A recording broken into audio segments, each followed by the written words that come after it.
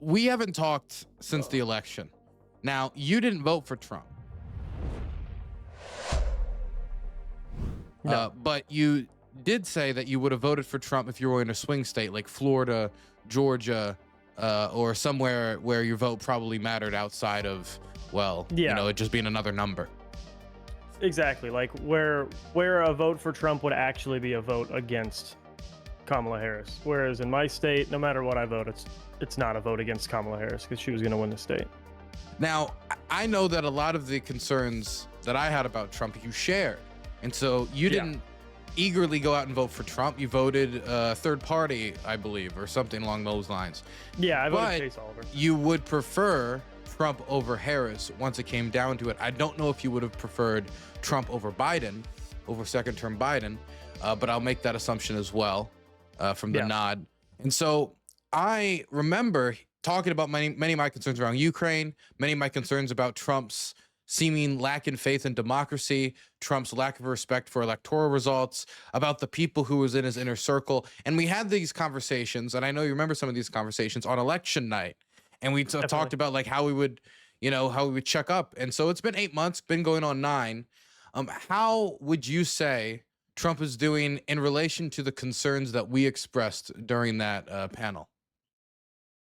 I mean, pretty much how we expected in sort of the regular presidential regards in terms of still being an idiot and still doing everything he can to maneuver outside of legal frameworks without being stopped, not necessarily without breaking the law. Because a lot of MAGA people will be like, well, he uses legal tools. It's like, no, he's very much trying to maneuver outside of the law without getting stopped. He's not worried about whether or not he's actually doing something illegal. He's worried about whether he'll be stopped as a result of it. With Ukraine, I would say he's kind of fallen in the middle. I wasn't buying that he was going to end the conflict in 3 days. But he didn't completely abandon Ukraine.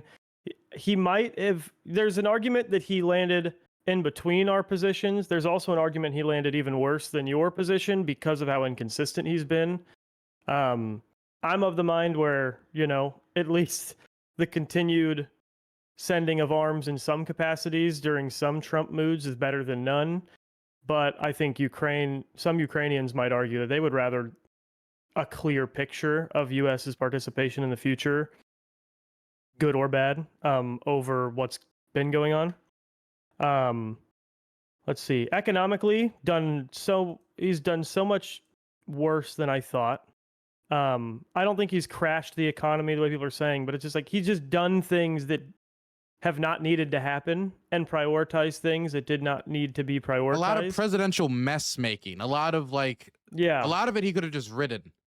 And he decided to just get in there and start doing stuff, which is now being ruled unconstitutional by the court. So we don't even know if he had the legal authority to do what he did. Probably not. Probably not. I'm in support of both of those decisions. I also think the one reason I can point to that's just irrefutable from any side of the political spectrum that just proves that Trump's presidency has been a failure is a lack of a border bill. I mean, it was the easiest slam dunk. The Democrats had completely politically committed themselves to taking the border seriously and being willing to pass some border legislation. Right, his sort of idea that he gave to his base was, we're just going to do it under me so I can get the credit for it, and it can be stronger and it can be more Republican and it can actually mess with the asylum. As far as I know, nothing has even hit a vote in that regard. So it's a failure top down within the GOP that like a border bill hasn't been even put out, and anyone saying that like, oh, it wouldn't have passed, I don't think that's necessarily true. I think you already had some built-in support in the Democrat Party with guys like Fetterman, and you just had a Democrat Party who had really overextended themselves on the issue. So I think honestly they would have had to, as long as it wasn't wildly unreasonable, they would have had to support something. So that was also a big failure. For me, the reason why I would still probably have voted against Biden and Kamala is a couple on principle things. The first one mainly being a Biden essentially promised, and I believe that Kamala would follow through on this, to implement another assault weapons ban. and the Democrats continue to push it. And at the end of the day, when it comes to things that are so lasting as that versus Trump's things that are sort of falling on their face and him winning is actually keeping him from being able to run again, I see Trump as a sort of self-healing problem where his own hilarity and ridiculousness is going to solve the problem of MAGA and the GOP in the long term. Whereas if Biden and Harris came in, we would probably have gotten another assault weapons ban, and it would have probably led to, I mean, it's a second term from Biden, so I can only assume, even though it's under Kamala, I can only assume that it's going to be bolder than the first, which included a lot of spending bills, and included pretty aggressive investment in places I didn't think we needed to invest in, and things with a lot more lasting impact than I think a shitty tariff policy. And then the other thing about Trump was the deportations, which I supported those. So that's sort of something that I'm neutral to. I think he did it in a very dumb way and he's not very good at it, but that I'm not seeing mass deportations of illegal immigrants and being like, now I wish I didn't say I would vote for him, you know? Okay, so can I just start wherever I want, or is there a Yeah, specific area you would want me to touch on first? No, whatever matters Okay, most. you know what? Let's start unconventional because I think most people when they talk about elections, they just talk about the man, but a lot of people don't realize there's also the people around them. I mean, like Mike Pence ended up being a pretty consequential figure in the history of first-term Trump, even though in the grand scheme of things, nobody was voting in the 2016 election off of Mike Pence being vice president or being the guy that'll reel Trump in. But at the end of the day, he was the man who kind of stopped him in his tracks when he tried to take us all on the crazy train after January 6th. Or around January 6th. So I would say that the people around him, which might even do as much, if not more damage than the man himself, have been consequential failures. And we're still learning every day more and more information about the type of people that are getting appointed across the board in thousands and thousands of positions across the country as career civil servants are laid off. And Jeb, you have Sorry, turned I'm just into... switching. Yeah, I'm switching things up with my camera so that I won't lose my exposure. I'll just give a few examples because I don't think there's really a usefulness in me like going down the list of like, hey, in these crucial positions, look at this person posting Russian disinformation, or look at this person who's clearly unqualified. Even though many of those cases exist, I'll just stay at the top echelons. The big cojones, because I remember on the night of the election talking to you other people saying Tulsi Gabbard, I'm worried that people like her could get appointed. People said, oh no, that won't happen. But now we have Tulsi Gabbard. Let's start with her. She was completely unqualified for the position of any intelligence. And not even just intellectually, but of course, when it comes to intel gathering, she doesn't have any experience in the intelligence community. She doesn't have any experience managing intelligence. She only has a very short stint coming from the armed forces where she personally received intelligence. And so I was worried putting her as the top intelligence official in the country when her main job was going to be preparing the president's presidential daily brief to interpret information and give it to him when she has, besides the fact no experience, a terrible record of judging information, saying like the bio labs in Ukraine were a legitimate motivator for the Russians.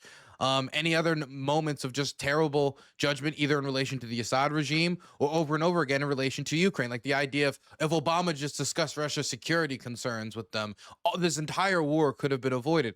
Completely looking at the Russians like Samir Shaimarin, like, oh, it was merely we just got too close to their backyard, not thinking about them as an independent entity with their own beliefs, their own systems. Her job is to interpret intelligence and give it to the president. And when we have the president coming out and saying Ukrainian troops got encircled around Kursk, whose job is it to correct that? Whose job is it to go in there and make sure that the president doesn't think thousands of troops in Europe have just gotten circled and, oh God, we have to change our negotiating. The Russians are so more powerful now. It's her job to get through the bluff. It's her job to get through the bullshit that's thrown at the president. And she's done a terrible job at that. But moreover, she's also done a terrible job at managing information. She recently revealed an undercover agent to the public after not coordinating it with John Ratcliffe over at the CIA, releasing 37 names, including somebody who was actively undercover. And once you reveal somebody who's actively undercover, it's fucked. You gotta, like, the operation shut down. You can't go back in there. Whatever information you gathered or whatever operation you were, no matter how close you were, you have to pull them out because they could be in danger. And she's just doing that from a lack of experience. So she's got no experience. She's bringing nothing to the table, and she's not, like, as far as I can tell, making the president take in better information. I think she's a disaster for the position, especially you and I both know her beliefs are completely off her rocker and not with our country's interests. Yeah, I mean, definitely in some part, for sure. I don't know all of her beliefs regarding all conflicts, but I know a few that I'm not a fan of. I'm not sure how big the, like, pro-Assad hoopla was. That was kind of the big meme when she was getting put in, and I think people focus too much on that. She can no wait. I focus on it a lot because that made her a bastard. Yeah. And I'm saying that not to be mean, just to say that she condemned the rebels and said that we should work with the Russians and stop condemning the Russians after they bombed a bunch of hospitals because it was bad of us to do it. We should instead bomb with them. We should bomb the terrorists. Some of them would be Islamists, others would be rebels, others would be just people the Assad regime needs to butcher. Exactly. We should work with them. Targeted. Like that's not even like, oh, Assad's not that bad. That's, let's do Assad's work for him. And so if she's not just saying, oh, I don't care. I'm used to the people on these panels saying, why do I give a fuck about the foreigner? I'm used to that. What I'm not used to is having the top intelligence official being somebody who said, let's bomb with Assad. Yeah, I don't know, but yeah, sorry. To be clear, people were saying that she is like a committed, bought-in ideologically Assad, like pro-Assad person. I'm not saying she's like an Assadist, as in she believes that. Like she's part of. I don't think she's Alawite. I don't believe so. And that's why I wanted to clarify that I wasn't criticizing you because I didn't see a ton of your coverage on it. But like this, the prevailing idea I saw when she was coming around was that she was like an Assad plant essentially. In that she was so ideologically bought into supporting Assad that she would make the U.S. more pro-Assad as like an intended goal. I think his appointments have been generationally terrible. You can look top down. I know. Did you say during their election night stream you expected them to be that terrible? Because I remember hearing the same tone the first time and the second time around during that stream. I remember the tone, and it was, "Don't worry. The foreign policy experts will manage most of this. Trump wants to just kind of gulp and like have the legacy." I didn't think that Tulsi would get confirmed. I was surprised people confirmed her. I thought she was the most likely of the three to get confirmed, but they ended up confirming RFK too. And the three that I knew at that point wouldn't get confirmed were Gates, RFK, and Tulsi. So I was just super wrong on that prediction. Because the RFK one has been arguably as destructive or more, in my opinion, more destructive. Because I know for you, the foreign policy is number one. For me, it's primarily about what's going on here and specifically what's going on here on a lasting basis. And I would argue the person who's done the most lasting damage under the Trump admin thus far has been RFK, because he is taking part in like the gutting of, medical research. He's trying to hit vaccines now, which he wasn't going to do. He wasn't going to be anti-vax, according to him and according to Trump and according to a bunch of MAGA people who supported him. It's still one of the most ridiculous appointments I've ever seen in my life, if not the most. And like, I think they're fucking insane. What about the autism research? They say that this is the month we're supposed to discover what causes autism. Yep. We're gonna get down to it, guys. And the unfortunate thing is it's gonna be probably some one-page memo that gets released that they give no publicity to, where they say just video games. Yeah, it was just like the what was the other thing? It was just like the Epstein shit, where it's gonna be some one-page thing they try to give no attention to, like, oh, you know what? Actually, it wasn't that big of a deal. And then they try to move on, like it wasn't like a major thing he said he was gonna conquer, sort of coming in.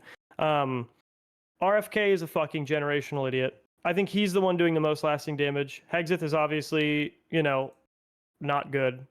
He's an idiot. He can't. I saw him and RFK's little fitness thing, and I was like, man, he can't even do a pull-up. We got the Secretary of Defense that can't even do a pull-up. And it was just like, aesthetically, I don't get what the benefit was, and that seemed to be the only reason Trump went with him, was the aesthetic benefit of having like the He Chadley wanted an sec attack def, you know? dog. He wanted somebody who would Yeah, go on because before I think maybe he trusted the people in like maybe in positions like, oh, this guy's tough, Mad Dog Mattis. He's like, oh, I like to name Mad Dog. But then it's like, yeah, wait, but this isn't a talker. He's not on TV telling me how I'm great bomb and nope, everything. Pegseth was a talker.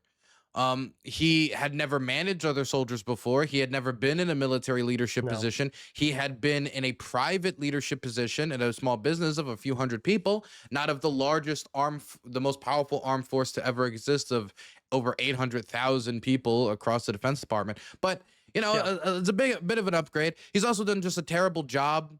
I hear reports of the culture around him of just a constant looking for leaks and the paranoia, which is almost certainly not good.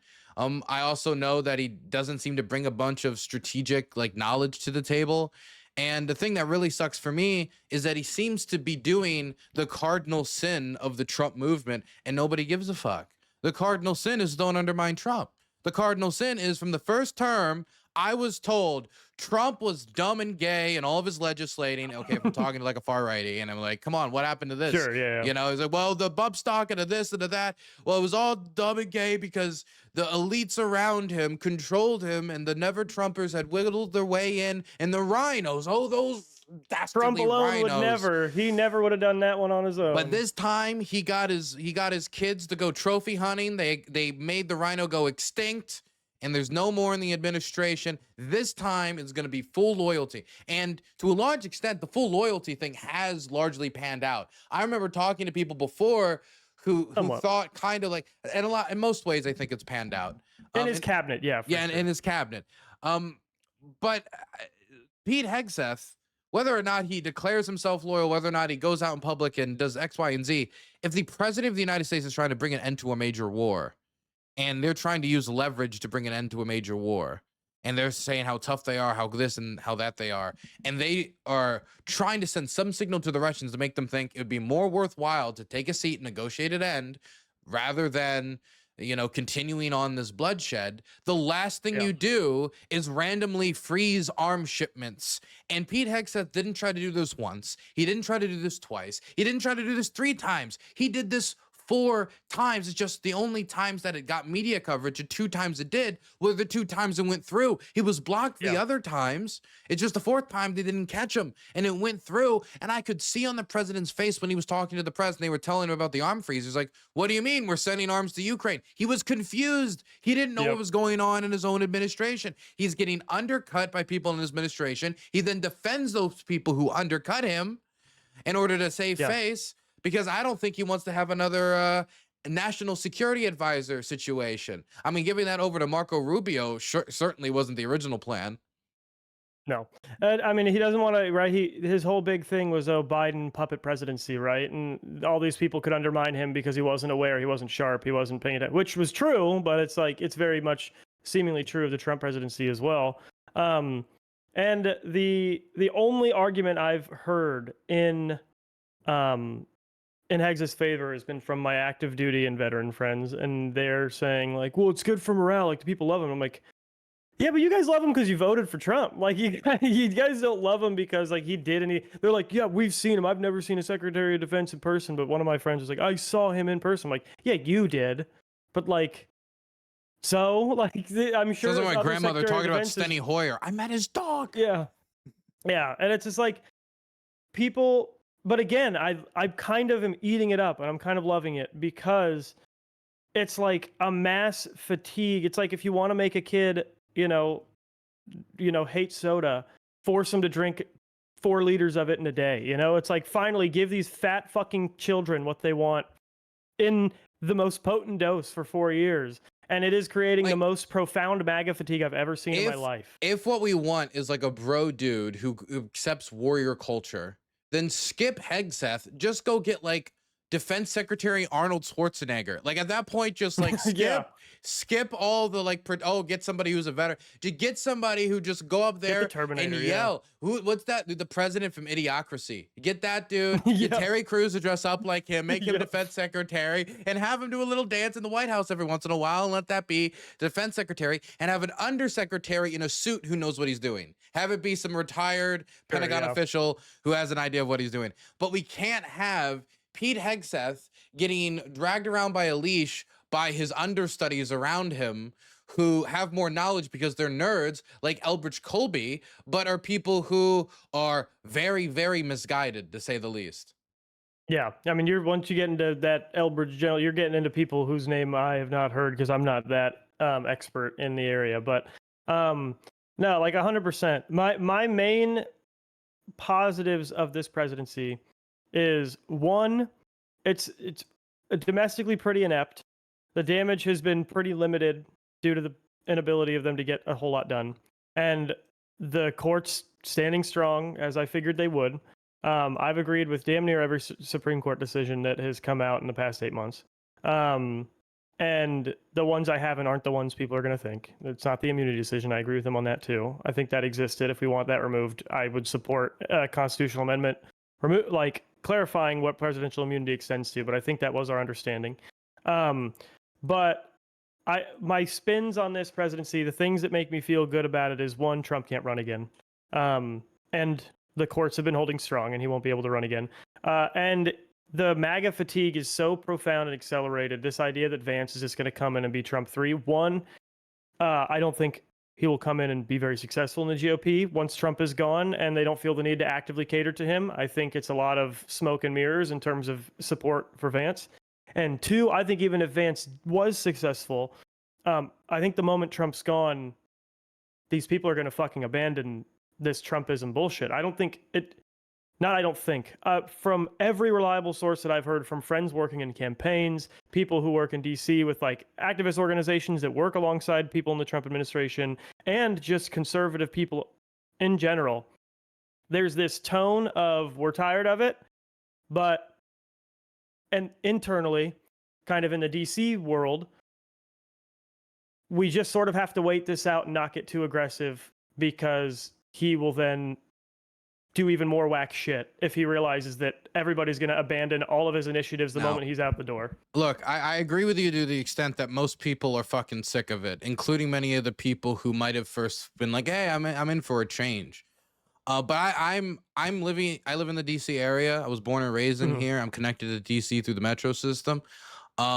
People might be tired of it, but also, we're just going to huddle down and get through it. No. That's not the feeling of a lot of these people. A lot of these people are throwing their hands in the air and they're saying, fuck it. I've dealt with this shit for over a decade.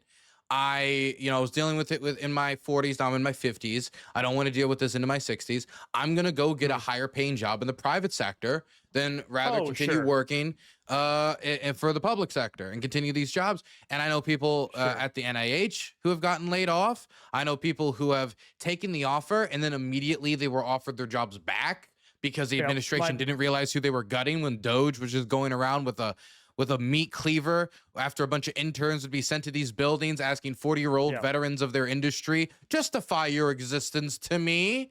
Can you explain that in fewer words? ChatGPT,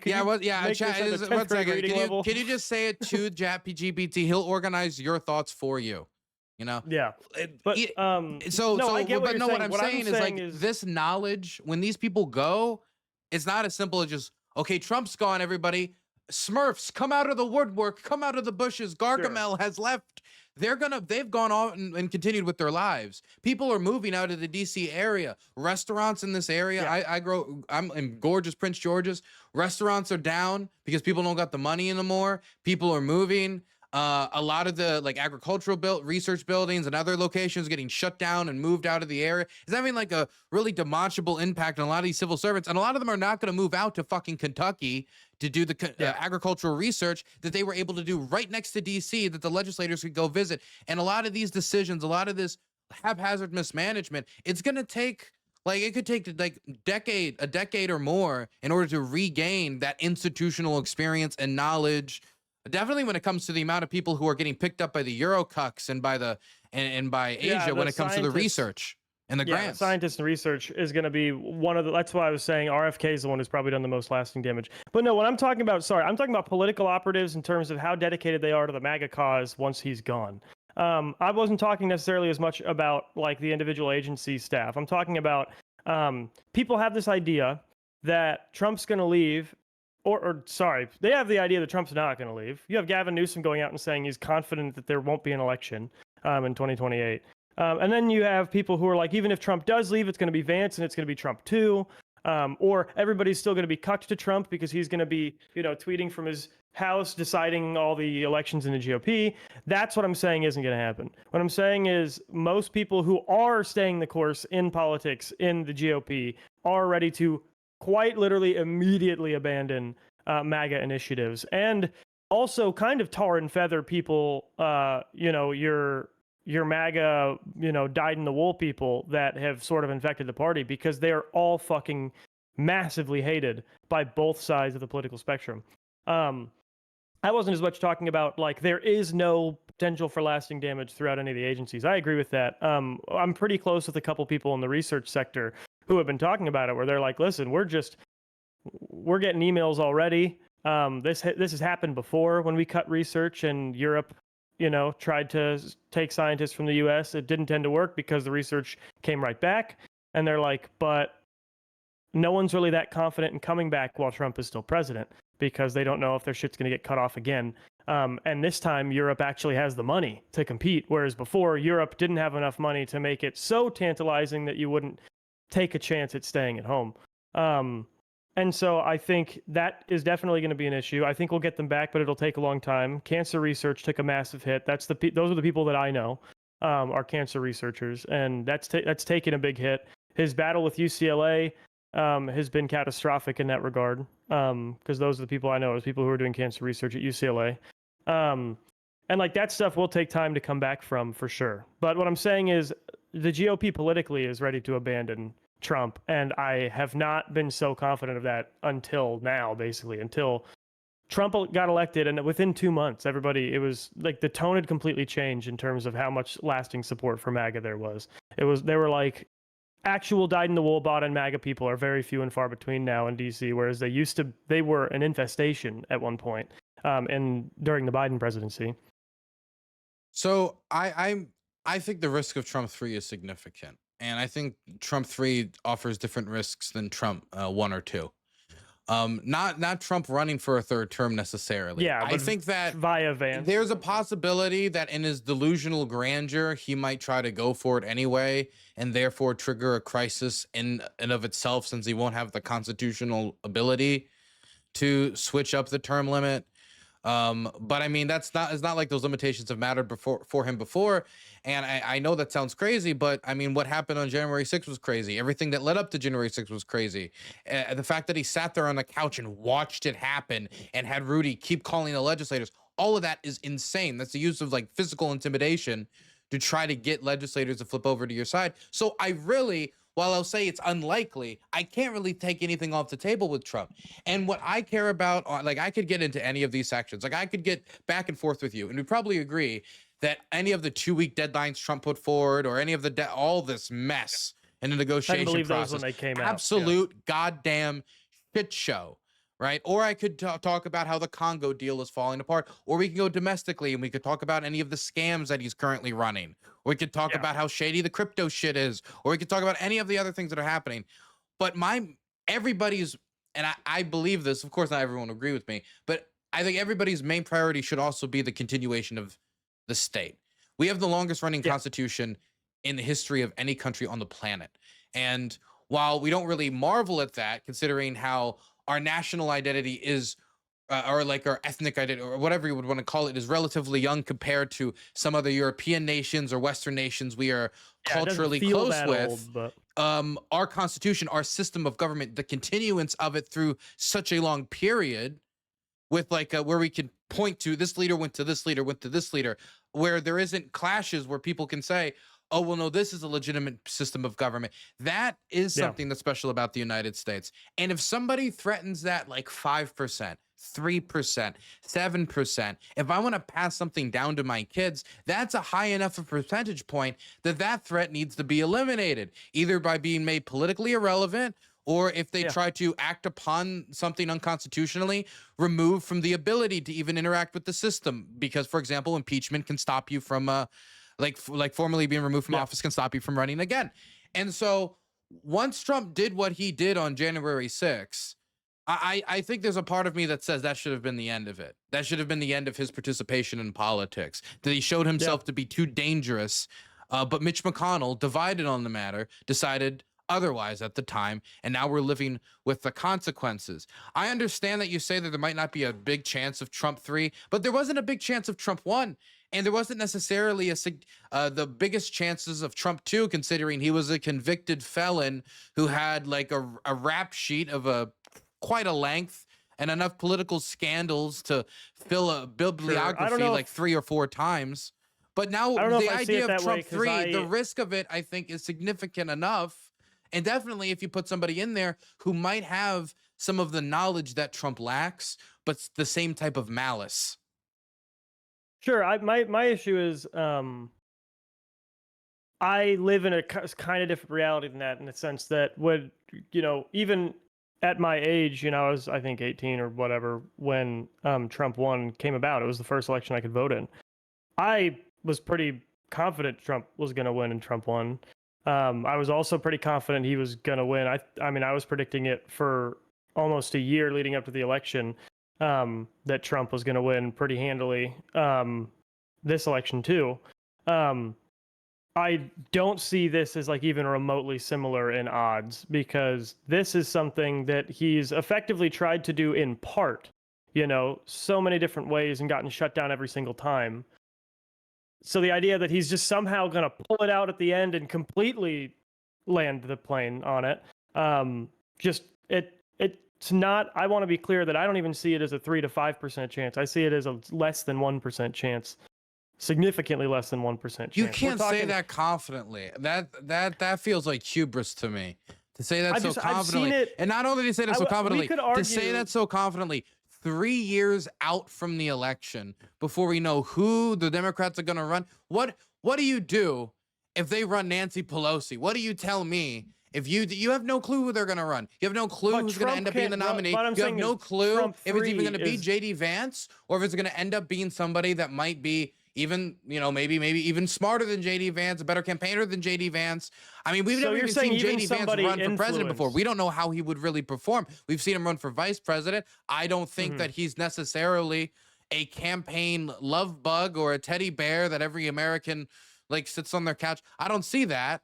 But I'm specifically talking say about that with Trump so much confidence, considering what the stakes would be if we went from one term Trump, another term JD Vance. He gets more Supreme Court appointments, the type of power somebody following in Trump's footsteps. You're tempting me to vote for JD Vance at that point. But what do you mean I'm tempting you to vote for JD Vance because he gets to pick Supreme Court appointments? You think he would be a good person to pick if Trump was, then he was, and Trump did a really good job with his Supreme Court appointments. I love all of Trump's Supreme Court appointments. So, if we're just going off Supreme Court appointments, that would be probably the one irrefutable positive that I would say. I'm so glad Trump was president at one point. I don't know if we need to, I don't know if it's a smart idea to go down Amy Coney Barrett or any of these people talk about whether they're great Supreme Court appointments. This is what I will say. Donald Trump stretches the system. That's how he only stops when someone tells him to stop. He does what he wants when he wants, and his lawyers are not people that are how you would say, legal authorities going after what is some type of legal principle that Donald Trump attains. It is, I want to do this, find me the way to do it. That's how he talked about the Muslim ban back in the day. That's what he talks about politics today. So he stretches the system to its limits. Putting somebody like JD Vance in his position, considering all of the crazy shit that JD Vance has said before, the type of stuff he has said, and to justify Trump's action when it comes to the election, and the fact that he would have done what Mike Pence was at least American enough not to do, I think that's dangerous enough that, we shouldn't have even put the possibility on the table with Trump too. Sure. I think Trump too took the possibility off of the table as much as it could be, because this is the alternative. This is the issue. People act like, oh, it was Trump. Wait, you think JD Vance is Trump, farther away no. from the presidency as a current vice president right now than if he would have lost that election and been the failed vice presidential What candidate? I'm saying is we wouldn't even need to talk about JD Vance because Trump would be able to run. Could you answer my question though? Do you think he's closer or further away from the presidency? I mean, he's closer, but Trump is farther. And I would rather Trump's Trump farther be away because he literally can't serve a third disqualified. term. That doesn't. That's what I'm make saying. it. That's So you're saying the Trump being alternative of president Trump is too good was because he could can't run be president again. I literally said that when he was getting elected. Yes, like I Okay. was like, at least if he gets elected, I don't have to worry about him hanging over the party anymore. He can't run again, and he loses all of his power. So Trump is a bad case of chicken pox. Yes, Trump is. That's kind of been my argument this whole time. Is like we're ODing on Trump right now so that we can excise that energy from the party. Number Because the one, whole idea. some people when they OD, they don't come back up. Number two, so there's always a problem that Trump. Okay, again, tell me how Trump's going to react. No. Jeb, tell me honestly. You know how Donald Trump would react if his hand-picked candidate lost the general election in 2028 and he thought his legacy in some way was threatened, that he would react constitutionally and with prudence and that he would peacefully transfer power over. Do you think that Trump 3 years from now, whatever condition his mind's going to be in, is going to confidently make that assertion as a patriotic American? I mean, confidently make the assertion. Like, are you just saying, like, will he be the perfect? No, not be the what do you mean the perfect like president? Well, because peacefully transferring over power isn't like perfect president material. It's kind of like the bare minimums of like, hold your utensils. Like, that's why I'm clarifying. Hold on, you're acting like I am painting your opinion. I'm clarifying your opinion. I'm saying, are you asking me if he's going to do it with the greatest of like chutzpah and he's going to be this guy who's so excited? I'm asking you if there's any just chance asking me if he's going to do the bare Trump minimum and is going to try to finagle it. That he's going to say, actually, we found some crazy evidence that Barack Obama and the deep state once again with the bamboo paper, and then he's going to try to do what he did last time, learning from his mistakes, and try something with a lot more loyalists in position. Because JD Vance, he said on the campaign trail, he would be willing to do what Mike Pence didn't when he tried to overthrow the election. They took away that role from the vice president. Whether or not they took away that role from the vice president, my point is, I'm asking you whether or not Donald Trump would try. Because I can't tell you that. He might try, but we can look down like 10 different pathways of things Donald Trump could try, but would likely not succeed. Maybe he would try 3, 4, 5, 6 of those pathways. My point is that there should be nobody in a position who would even try to test and break the system. Because the system's great. We worship the system. Fantastic. I mean, most people don't worship the system, but the system's great. It's a good thing to maintain for continuity of government, so we're not all shooting each other. And like every time it succeeds in holding it back, we're like, oh, well, of course, it's the system. We always doubt the system.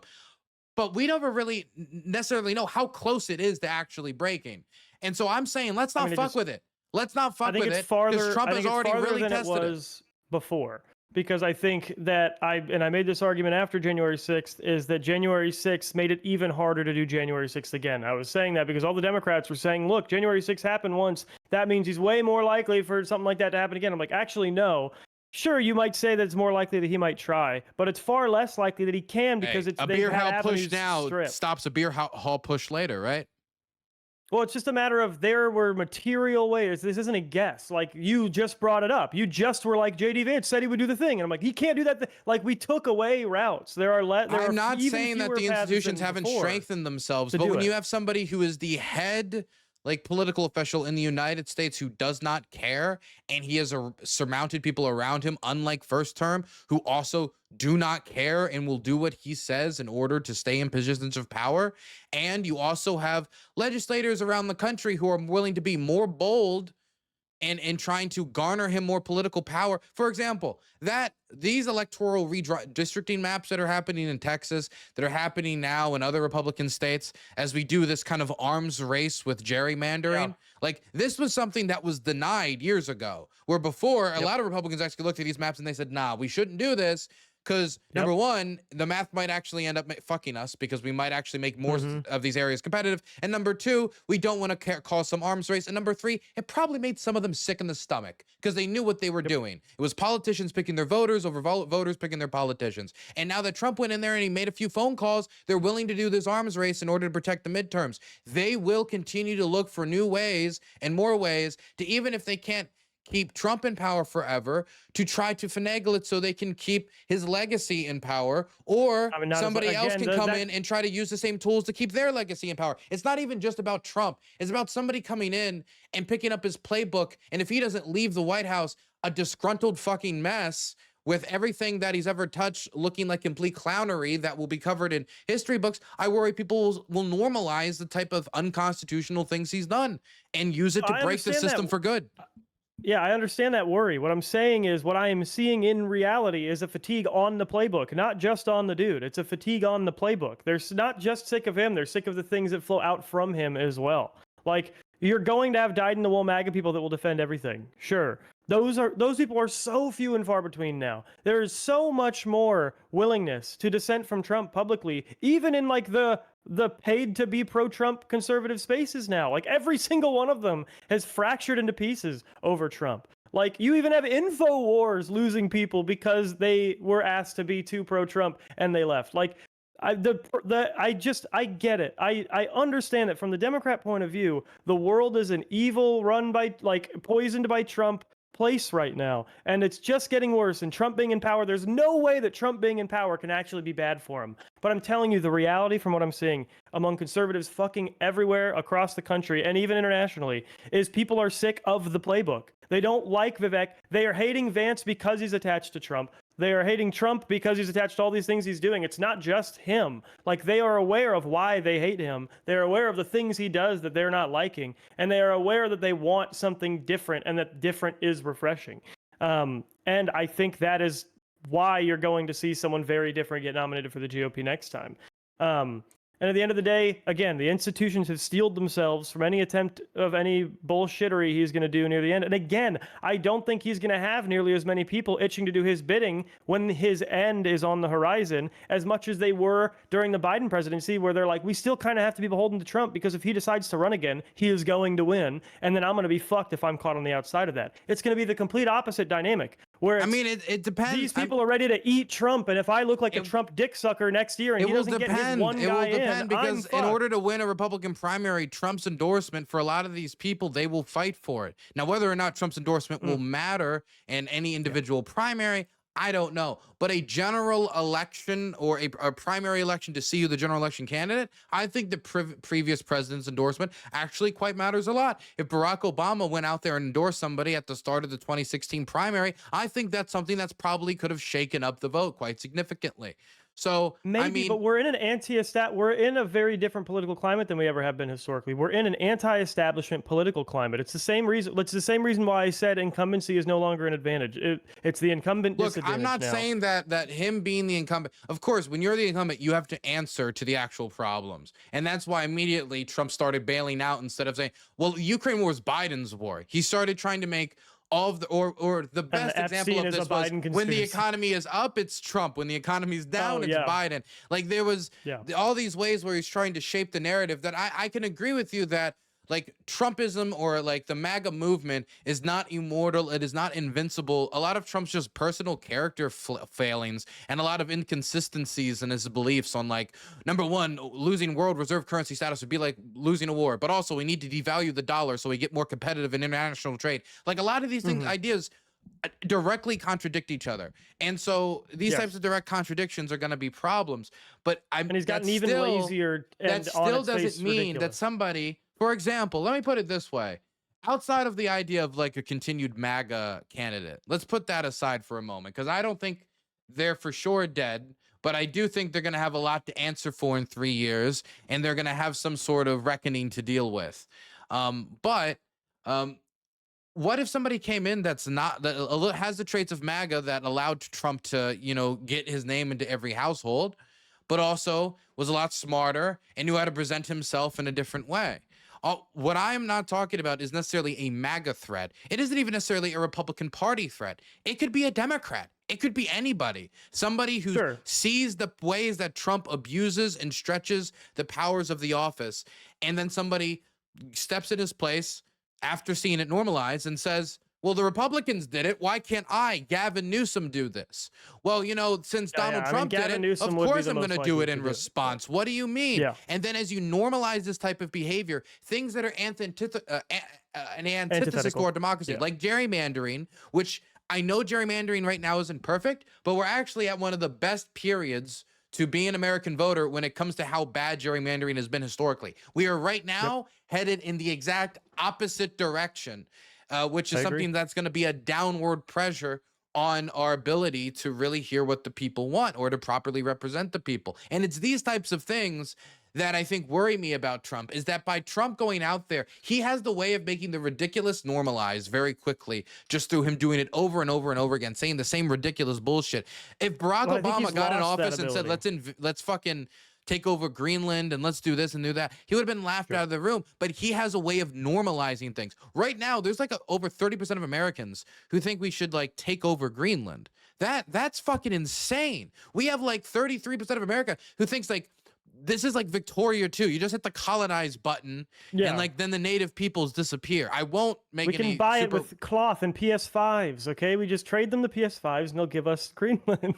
My point is that Trump as a normalizing force for a lot of dangerous actions, as well as somebody who stretches the bounds of the system, despite the fact that he's going to govern this country in very asinine ways that's going to cost a lot of lives, not only through U.S. aid cuts, international diplomatic decisions, but also domestic decisions on how you manage rural emergency radio response and that being defunded, or when it comes to how these airplanes and these different management systems, the traffic control, how they're being managed. But institutionally, I'm scared about the next person who picks up the keys and how they look at expanded powers that they could have in their disposal, especially if they now think, yeah, I can deploy troops in any town in the country as long as I just finagle it just right. Yeah, but again, now the courts are coming after him, and we're probably going to have stealed that as well. We're literally like, you made the chickenpox joke, but I actually thought it was kind of an apt comparison, because we are literally getting step by step inoculated to a lot of these overreaches of power, and they're getting harder and harder to do because this is the problem, though. That doesn't go just one way. The reason the chickenpox thing is wrong is like we make a move, they make a move. It's not like Trump's lawyers are fools. Right? Trump himself might not be the smartest man on the planet on every respect. He has a great media mind. He knows how to do like social manipulation very well. There's like things about him that are very intelligent. I'm sure he knows beautiful homes maybe, but his lawyers are not stupid people. And when the administration, when the courts decide something, they appeal it. They continue their arguments. They continue to drag it out. And it's not like the Trump administration, and this is the real dangerous thing, has not ignored the courts in the past. There have been times where the courts have made decisions and they blatantly, while pretending not to know the decisions of the court, ignored them. With the most clear case being the area where you say Trump is doing the most good, or at least the most success, which is his deportations, the illegal deportations of many people who had not been approved to be deported or had no deportation orders. And this was done so rapidly after these court decisions to try to get this deniability, which has already been torn apart in public, this deniability. But in order to push this forward, they deported people so fast. They deported women to men's prisons. They deported like these like gay hairdressers as like dangerous criminals to foreign country. And like they come back and they report abuse. They report all these horrible things at the same time that Trump's talking about deporting American citizens. It's that type of testing the system that you really stand back and you want to make sure the system's, I get it. You're checking the safety lock a little bit. And so there's something valuable about that.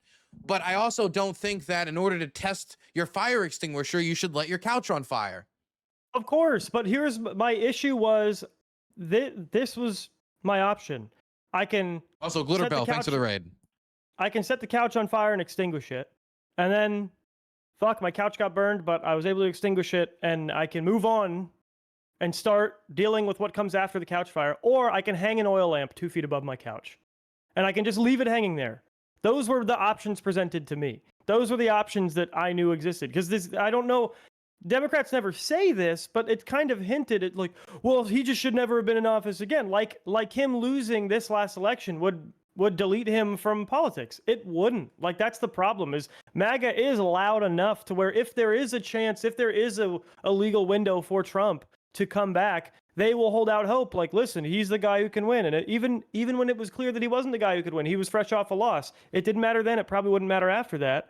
I would rather just hit my couch with the match and extinguish it real quick, then hang the oil lamp over my couch in perpetuity after January forever 6th that Trump could make a comeback? Yeah. Did you was that like something you were confident in, or was that something you kind of just like had a feeling like Trump could make a comeback after this on like January 10th, 20th? It's very much like my midterm prediction for the Democrats this year, which was Trump probably can't make a comeback unless something really crazy happens on the Democrat side. And then you saw the Democrats, in my opinion, handle an election about as poorly as you can handle an election in terms of the ramp up to, and then have pretty profound bad luck. That's the thing, though. Like, I mean, the bad luck combined. I mean, some of it, of course, was bad luck, but a lot of it also was bad decision making. But how can we also just like you can assume that 2028 or 2032, because it's not like, you know, after one election, like a ideology or a lack of respect for institutions like just like goes away or whatever. It's not like all these political figures just die one election, you know, away. Yeah. If the Democrats just do ass in 2028, I mean, that's not a particularly like extremely unlikely outcome, is it? It's not very unlikely the Democrats put forward a candidate that's not a banger. In 2028, I have no idea because I don't know where the Democrat Party is right now. I know where Democrats. How can you say 1%? That's what I don't get. You say there's 1% risk, and you say, "Oh, okay, so how do you know who's going to beat this if it's only 1% risk?" Well, I have no clue who the Democrats are going to put forward. I tried to clarify this before. The less than 1% is Trump being able to come back, like Trump himself. Like a Trump, I'm not that worried about like a Trump inspired candidate coming in because I just don't think they're going to be as bad as Trump, even if they're trying to be a diluted version. I just don't think that person would win. Like, but yeah, that's probably like a higher chance, like maybe a 10% chance. I see it as really unlikely coming from the Democrats. I think if the Democrats run Gavin Newsom, they lose, and that's the only even kind of Trump-ish candidate for the Democrats. Like I don't like the Democrats' policy, but they're not bad people. If you guys run Josh Shapiro, I think you guys would have a great chance, and he's not Trumpy at all, and it could be a great time. If you guys run Bashir, I think, you know, he's not going to turn into Trump. On the GOP side, I see nobody who has potential to turn out like Trump, really, unless you're going to say that Vance just has really been convinced that Trump is the best and isn't just suckling his teat so that he can hold that vice president spot. You could argue maybe Vance, but I even wouldn't argue Vance is that likely to become a Trump-like candidate. The only Trump-like candidate the question I've is seen not in having the primary the next is Vivek, necessarily Trump. You're not going to terrible. have Trump 2.0. But the book keeps on turning, right? The people keep on moving, and people are going to use like the foundation Trump laid. And so it's the foundation that Trump leaves behind. It's the trail that he leaves. It's the decisions that he gets. It's the powers that he can get his hands on. It's the things that he normalizes. It isn't just about whether the next candidate is just Donald Trump Jr. doing an impression of his father. Sure, but in that case, like, I don't even really know. I can't even really paint a picture of what it is you're asking me to predict at that point to put a percentage on it when it's so ethereal that what is the chances that someone who might use part of the foundation it's not that ethereal to say that the Donald Trump normalizes anti-democratic behavior, and he does anti-democratic behavior or behavior that damages our institutions very openly, blatantly. Sure. Whether it has to do with gerrymandering, whether it has to do with unconstitutional taxes being imposed through the executive, whether it has to do with the way he biasly treats red states versus blue states. Predict Trump 3 all the way to predict that someone might do something anti-democratic that may have had its window opened by Trump at some point in one of his administrations. Those are very far apart from one another to me. But I get that they're both concerning, but I mean, this isn't. That's not what I was asked to predict. Are you saying that normalization? I mean, okay, well then, if I was to say, if you were saying the assault weapons ban, and I could just say something like, well, the assault weapons ban before fell through. The assault weapons ban again could fall through, and maybe it wouldn't be renewed, and then it would. But like we literally had one for a long time. Yeah, I know. Why don't we have it anymore? Just lapsed. Because it lapsed. Like there was a time period on it, and it expired. So then the same thing could happen. Constitution saved. Sure, but it's a lot more like 30 to 40% chance that that happens, and it's, you know, to Where are me, you a getting these fucking catastrophic numbers erosion. from? An entire party wants to do. An entire party supports doing it. Okay, and how many votes would you need to get that through the House and Senate? 60. So you need 10 from the other side. So again, 40%. Do you think you're going to get 10 say. Republican votes? Did you think Harris was going to get those votes? I don't know. Do you think Kamala Harris could get 10 votes from the Republican Party, not only 10 votes from the Republican Party in the Senate, but also get a majority of the House, which was going to be the body that was going to be the closest, no matter how the election went, assuming that it was still in Democratic control? We had to control it by 1 or 2 seats. So you would need to get a significant amount of Republicans to sign on to an assault weapons ban in the House and Senate, which I just don't see. If the Democrats did what they do, which is they time their give a fucks about assault weapons bans and things like that for when there's a headline of dead children to capitalize on, they either get an assault weapons ban or they do the other Democrat sort of attack vector, and they just have their governors, their executives, try to implement it on the state level. And they give them all the support they could possibly have to do it on the state level, and they fund initiatives to do it on the state level. I'll say that just throwing out gun control, or just the general topic of gun control after every single shooting, even in instances where gun control wouldn't have clearly been the answer, is pretty ridiculous. I don't know if it's as ridiculous as every reaction to a shooting being lynch trans people, even when the person isn't trans. Of course. You know, there's a lot of like crazy shit that gets thrown out there. But what you're describing has happened multiple times before. I mean, during the Obama administration, it was probably those press conferences were the most tear jerky, right? Though that pressure campaigns were the most pressury, and it didn't do shit. It didn't budge anybody. Everybody was fine. And you're thinking post-Trump, after years and years and years of this is going to be the moment when we get 10 Republicans to flip and all these other people to flip. I mean, whether or not Joe Biden said he wants to do the assault weapons ban, it's not a question of just saying you want to do something. Joe Biden and Harris, unlike Trump, are institutionalists. They are people who would be very scared about shaking their cage in the way that Donald Trump is. And so if they can't get those majority votes in the House and Senate, they can't do an assault weapons ban through budget reconciliation. No, they can't. But they can push it through on the state level and just try to get as many states as possible to do a similar thing. And again, I'm in California. So it's like we already have our gun laws so cucked. I see what that reality looks like, and they can implement that everywhere. Wait, but the states could do that with or without Harris regardless. Her position on the federal law, I mean, all she could do is like go around and like, I guess, make it like a rap for the youth about say no to guns or something. What would she do? Is she like a pressure campaign? Potentially court appointments on both the local and state or local and federal level. That's really how that's how we got shall issue concealed carry throughout the entire country, was solely through Donald Trump's court appointments. Like most of the gun law issues get decided in the courts because the states, you're right, the states are power grabby with guns. It's disgusting. The most attacked amendment of the Bill of Rights is the second. Bar none, there is no comparison, and it's consistently the Democrats. They're always doing it.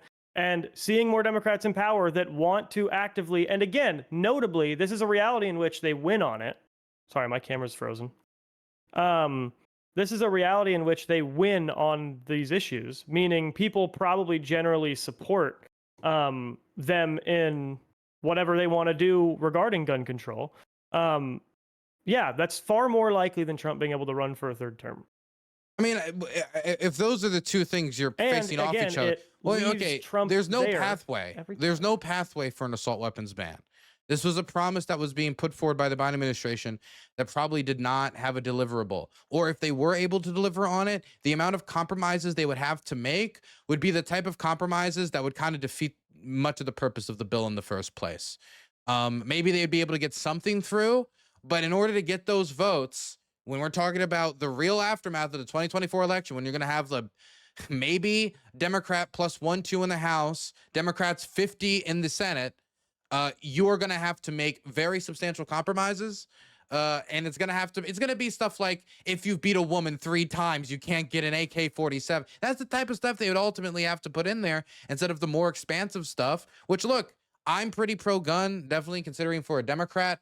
But when these are the different stakes, a vote that would probably not succeed, or a very, very, very watered down gun control bill in the post-Trump Republican Party that was never particularly happy when Trump talked about bump stocks and shit like that in the first term, versus a Donald But Trump again, who's that got actively reversed because defying of the his courts court right appointments. now when we talk about like the danger it does to our institutions or to our Constitution. I mean, like, Trump does unconstitutional shit every day of the week. That's like Yeah. it's kind of like what he uses as an appetizer when he gets up in the morning. But the issue is what Trump is doing seemingly every time steals the system against what he is trying to do in the future. The way that the Democrats' dangers, because they're effective institutionalists, when they succeed, when they gain ground, it's pervasive. They're really good at redefining what is normal. I mean, we say that Trump normalizes shit, but everybody will immediately tell you, if you ask everybody, is Donald Trump normal or does he behave in a normal way? Literally ever, they'll say no. The Democrats dictated what was normal up until That's 2016. different. Whether or not That's saying why he won. behaves normal is different than saying he normalizes stuff. People who don't behave normal can still normalize stuff. They can. So when you say normalize, I think you're using a different definition than the way the Democrats normalize things. Democrats get people to believe something is normal. Trump gets people to believe that something isn't alarming when he does it. Like, they're not surprised when he does it. Democrats get people to not be surprised about something, period. Democrats convinced us that Trump's air traffic control system was getting everybody murdered. Line to ride our democracy on, Jeb. The idea that the buffs that Donald Trump has gotten when it comes to the outrageous things he does will only and always ever only apply to him, and that the consequences of his type of politics cannot be picked up by another statesman of some knowledge or some craft or who knows what they're doing. That is a very dangerous line to ride the democracy on, and still doesn't account for the 3 years of damage he can do. When it's not normalized on a societal basis, and in fact, when your very presence gets people sort of not radicalized, but convinced against it, which is what is happening again. He's losing support. People are getting more against MAGA now than they are getting for MAGA, versus a group that can actually effectively normalize things. I agree that that is a thin line to ride, but in the opposite direction. I would much rather stay in safety land of this guy's done in 3 years and he's going to sour people against anybody like him, at least for a long time, versus the Democrats who have a pretty effective infrastructure for literally just making things pervasive fact in the world of politics and media when they're completely untrue. Like, I still have people telling me that Trump is getting people killed with his air traffic control policies and layoffs and anti-DEI shit. It just didn't happen. There are no more incidents now with air traffic control issues than there were in years prior. It just isn't the case during either of his administrations. I still have people tell me that Biden created like 11 million jobs. It just didn't happen. Wait, okay, the government said you can't work, and then said you can work. I don't know if the media, okay, this is the problem, because the media will say one thing, and sometimes is the media making a mistake. Another time is the media says something and people interpret it another way, and then they run with it because it's the easier way to say it. For example, Trump isn't good for air traffic control. And I know I live in the DC area. Ronald Reagan International Airport, that was my backyard. Those were a bunch of my like people from my area that were ended up getting exploded. And his response to that was to go out and blame DEI and woke and all this nonsense instead of waiting for any of the information to come out, because he wanted to use the corpses of people from the Maryland and Virginia area and DC area as a weapon against DEI policies. And if that's the way he's going to be reacting and talking about these incidents, then we're not going to be able to have an honest dialogue about what the problem was, how to respond to it, how to deal with it next time. And with the dialogue he's putting about higher standards for air traffic control, what the fuck is he talking about? The problem with air traffic control isn't standards of the people who are working there. The problem with air traffic control is we just don't have enough air traffic controllers. It takes a long time to train through it. I mean, it's like years of you just working and training and getting paid to be an air traffic controller. And the conversation should be, hey, maybe we should increase the stipends for the training period so people can live easier while they're training before they get on the job. Because, I mean, you have to train full time. It's not like a part-time, you go on the weekends thing. And instead, he's saying, oh, we just let too many other black people on the plane. I mean, like, I don't want to Sure. be blunt, but I'm being blunt here. And so, I mean, there's some truth to the idea that we can't have an honest conversation about this anymore. But the thing is, MAGA believes that. They believe it's the DEI bullshit. Most conservatives don't. All Democrats don't. When we see mass shootings pop off, the Democrats will immediately, before reading anything into it, they'll say it was a fucking AR-15 and we need to ban assault weapons, and an assault weapons ban would fix it. And they are effective. Like 60 to 70% of people in the aftermath of these shootings think the Democrats are telling the truth about an assault weapons ban being a potential solution for this stuff, and that we need action, and that's the action that we need.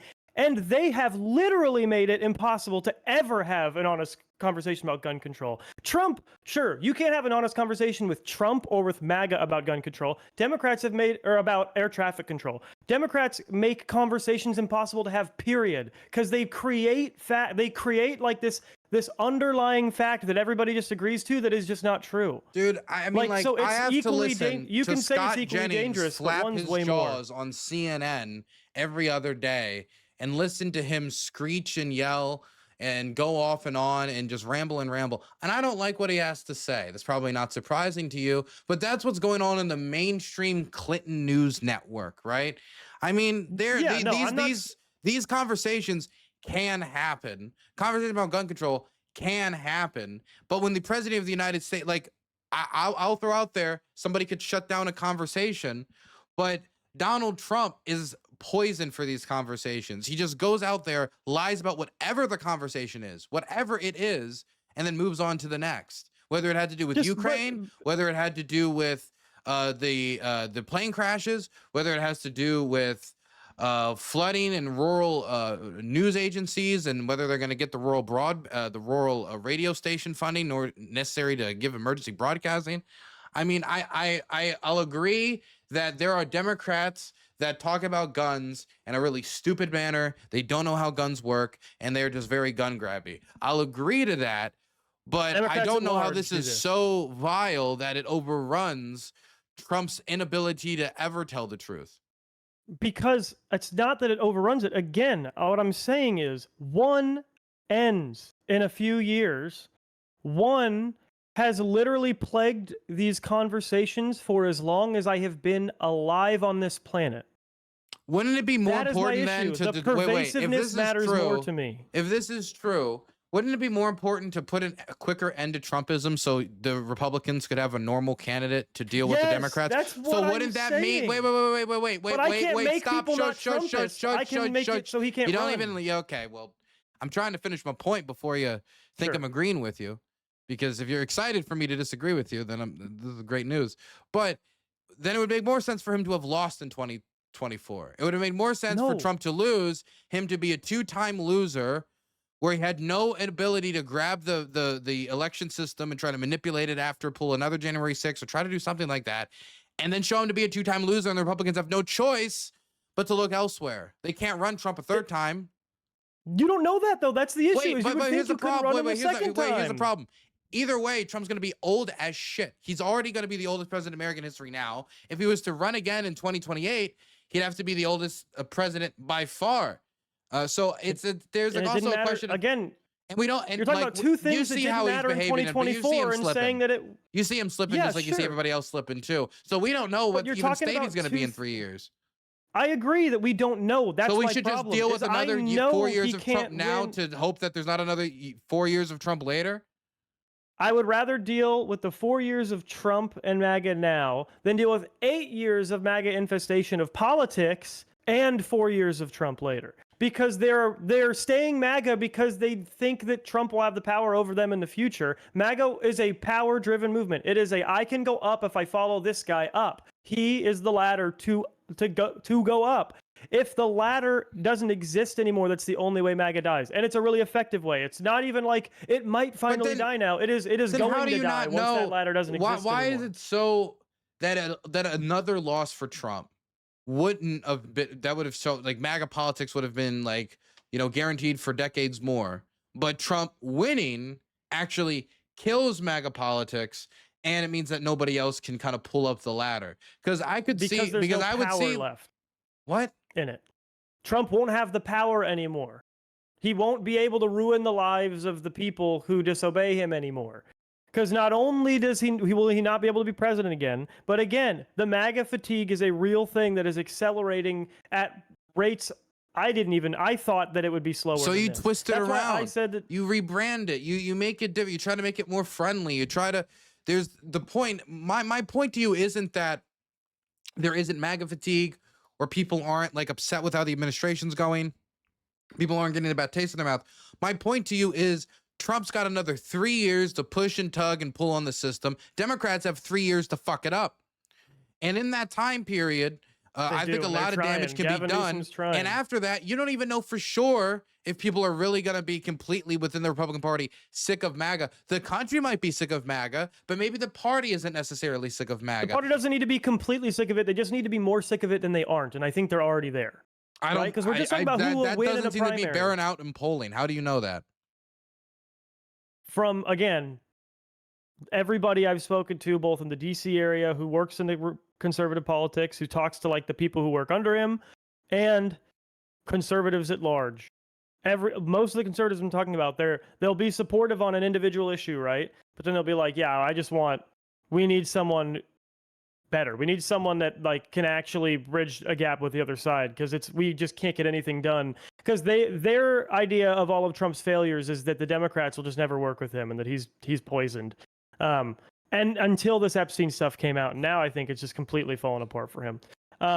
But up until before, they were already recognizing there is no continuation with MAGA because the Democrats can never work with MAGA. We'll never be able to get anything passed as a MAGA party because we can't even get most of the Republicans to agree with it. The Democrats certainly will obstruct everything that they can while it's still a thing. Whereas they're like, if we can at least unify the party under something a little bit more milquetoast, we'll have a lot more effective policy making in the future. This is the people who are actually strategizing sort of in DC. And then for regular conservatives, I'm fucking tired of seeing him in the news every day. I'm tired of it. I don't want to see, they're like the next president, I don't want to fucking see him.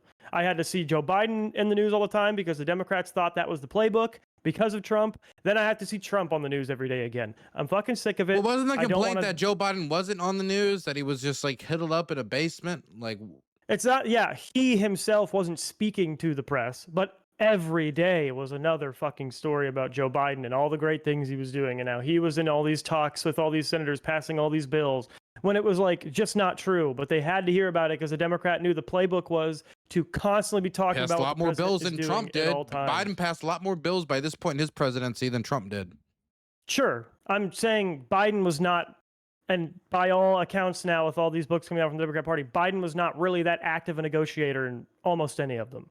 So it's like, it just wasn't, he wasn't out here wheeling and dealing the way that, the Democrats want to say he is. And again, this isn't me just trying to be like a partisan shill. I do think Democrats have people who can wheel and deal, and they have really well-meaning politicians that, I wouldn't think are world-ending to win an election. What I'm saying is, the MAGA fatigue has reached a point where I think if we had a primary right now that Trump was not involved in, I'm pretty certain, the MAGA candidate would lose. We already saw how a MAGA candidate did in a primary that Trump was in, which obviously taints the pool a little bit, but it's like he wasn't a top 5. Like, it wasn't like he got close and barely got edged out because a lot of the Trump voters were just filling in Trump. It was Vivek didn't exist in polling in primaries. I don't think he broke 4 or 5% polling average compared to like DeSantis, who everybody said was like a generational floundering of a primary, sat at like 11 to 14% the entire time.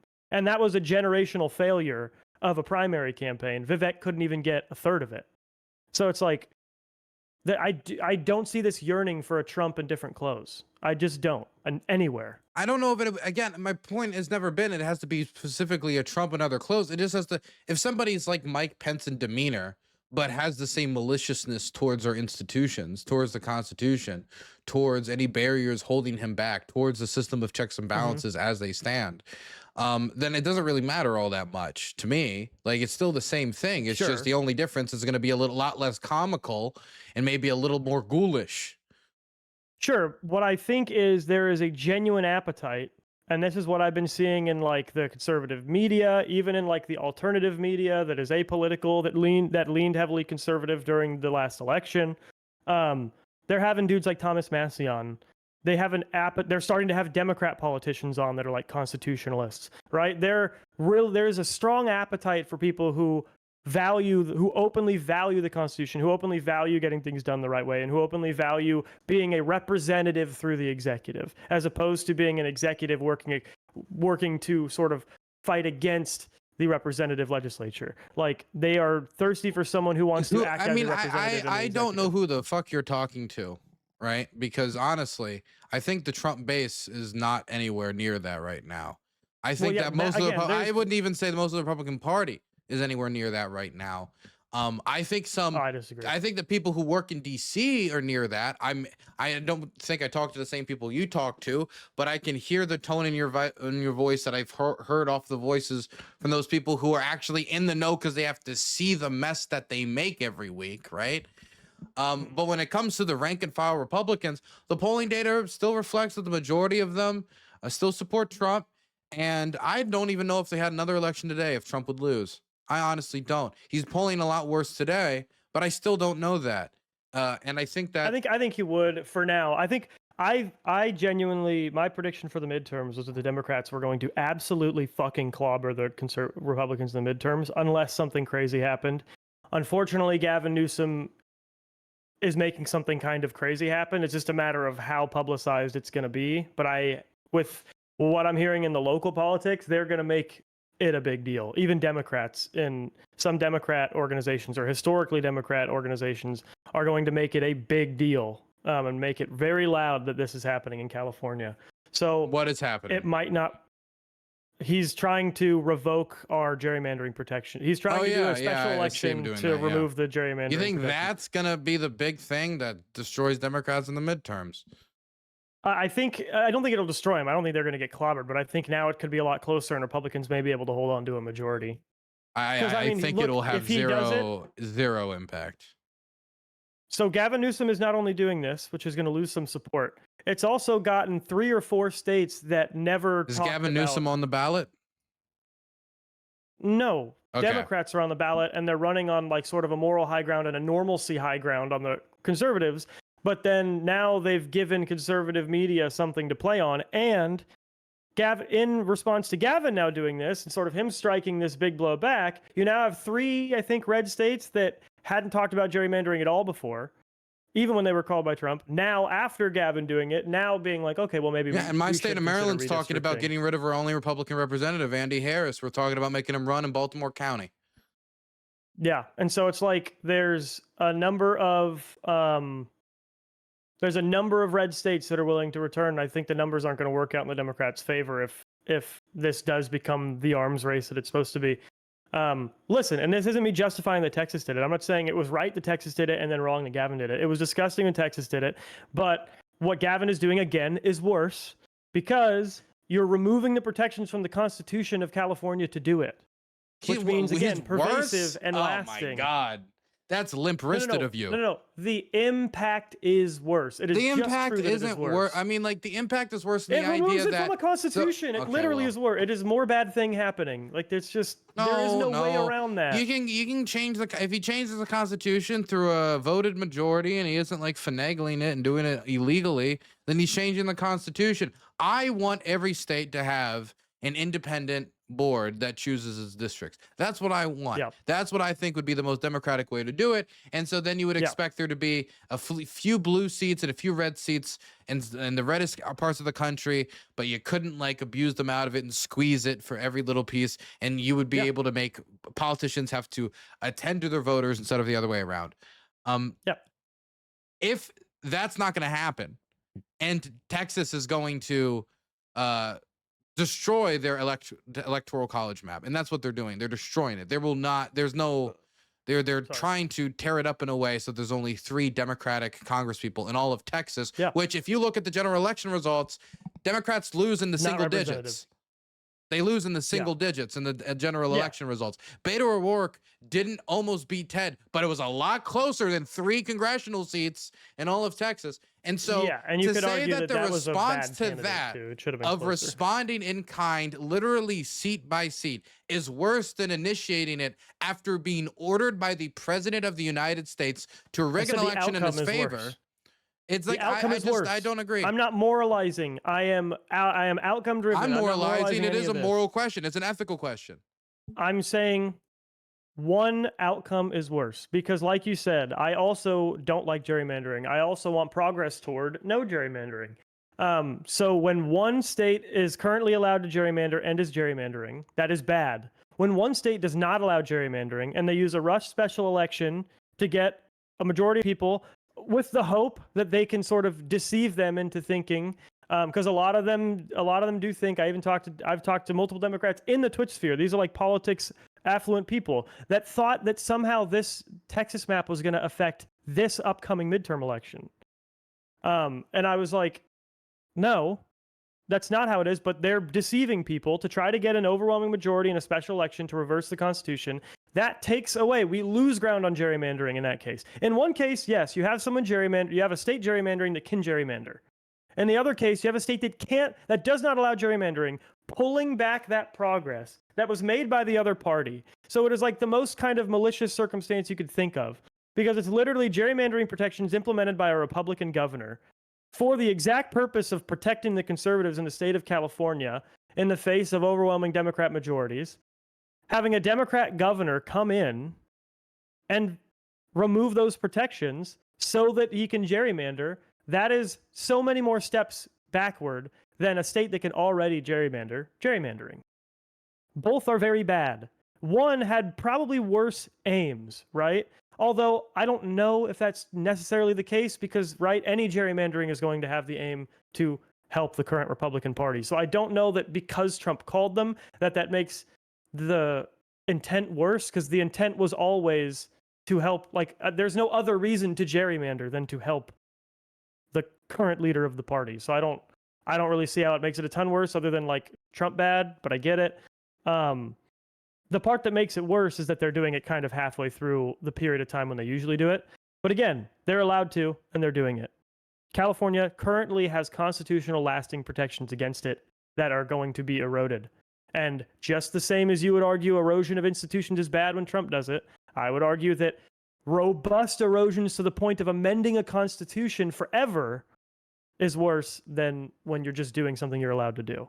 Institutionalisting, as we say.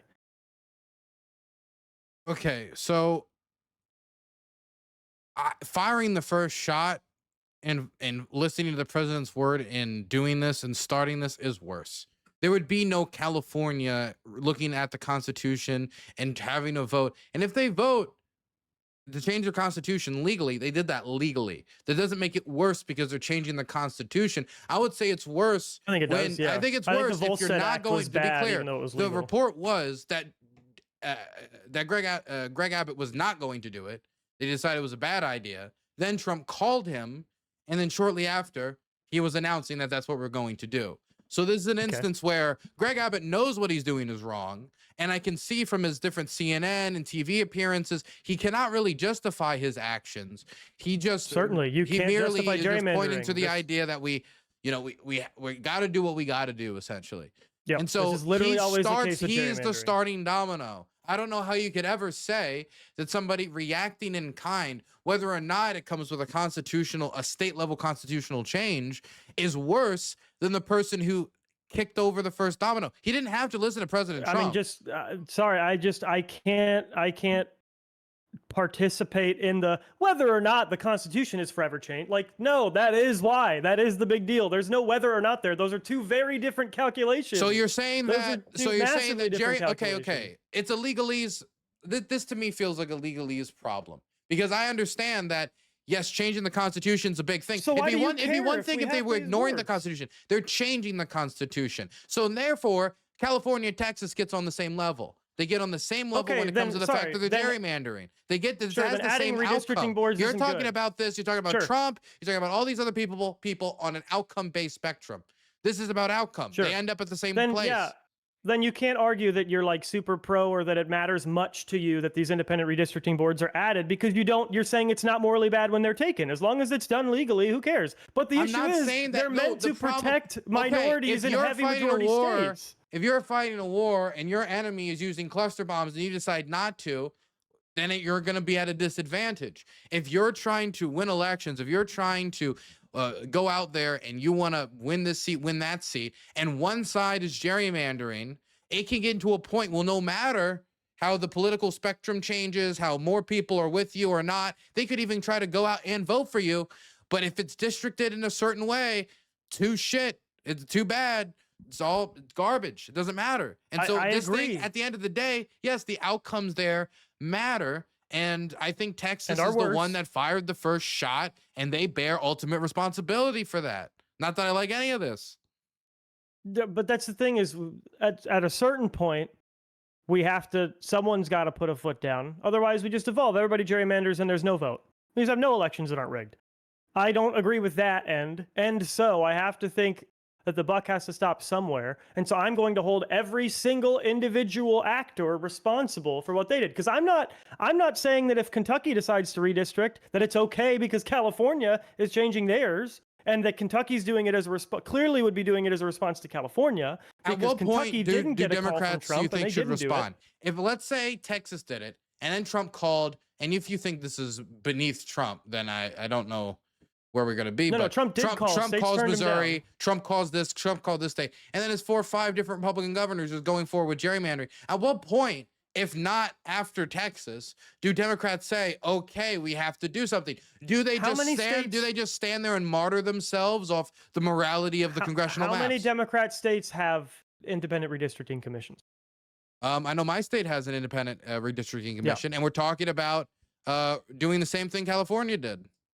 Yeah, so it's about single digits, maybe spitballing, like the double digits of other states that don't have them can do the in-kind action that's actually in-kind. If there's a bunch of red states doing it, you have a massive bunch of blue states doing it. You don't erode currently existing constitutional protections when that's what you claim to care about in the first place. Again, especially ones that were started by the other party. It depends on who's in the position to take the action. If there is a state that can respond with 5 congressional seats that doesn't have that on the books, then good on them. If there's a coalition of 3 to 4 states that can do something in a similar manner, good on them. There are. Gavin, let me finish. It's a question of whether the governor will make that decision. It's a question of whether or not those states will make that decision, because you also don't want to piss off the people in your state who's like, look, I understand this is a federal thing, but that's my representative. And so it becomes a bigger problem than just that. Gavin Newsom, not caring, does it anyway. So Gavin Newsom was the one who was willing to pull the trigger, and so he's the one who ultimately did it. See, but this is an inconsistent argument, because at the beginning you're like, I don't think it's going to move the needle at all for Democrats, but now you're admitting like the reason a lot of the other Democrat states won't do it is because I am saying it's not going to move the needle for Democrats when it comes to the midterms. I don't think this will be the consequential thing on whether or not Gavin Newsom got rid of this constitutional amendment in order to respond in kind to the Republicans in Texas. I do think that different state level governors can have a problem on the state level if they start changing the maps, and that can be bad for them individually. Whether that will show up on the map on a large spectrum when it comes to the ultimate congressional makeup, I'm much more doubtful about. Yeah, cool. And the reason why their people would be mad is the same reason why most of the general public is going to be mad that California is doing it, and it's becoming this big back and forth race, if it does, because the Kentucky is not actively considering doing it. I don't think Missouri's actively considering doing it. There are just people now calling for them to, but that's, like you said, the first domino to fall.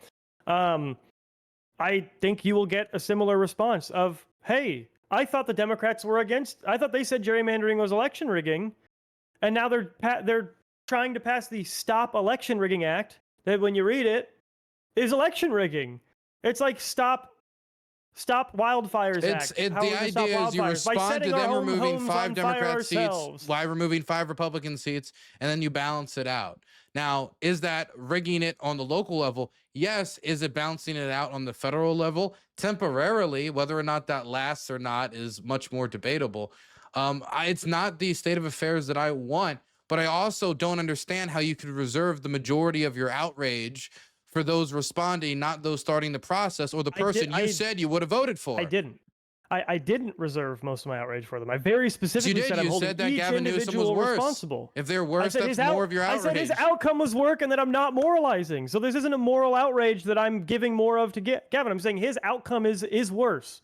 His outcome is just worse. It is more do you bad. think if Donald it is Trump the same bad didn't as call Texas, Greg but Abbott, with more added to it? do you think if Donald Trump didn't call Greg Abbott, that this entire situation might have been avoided in the first place?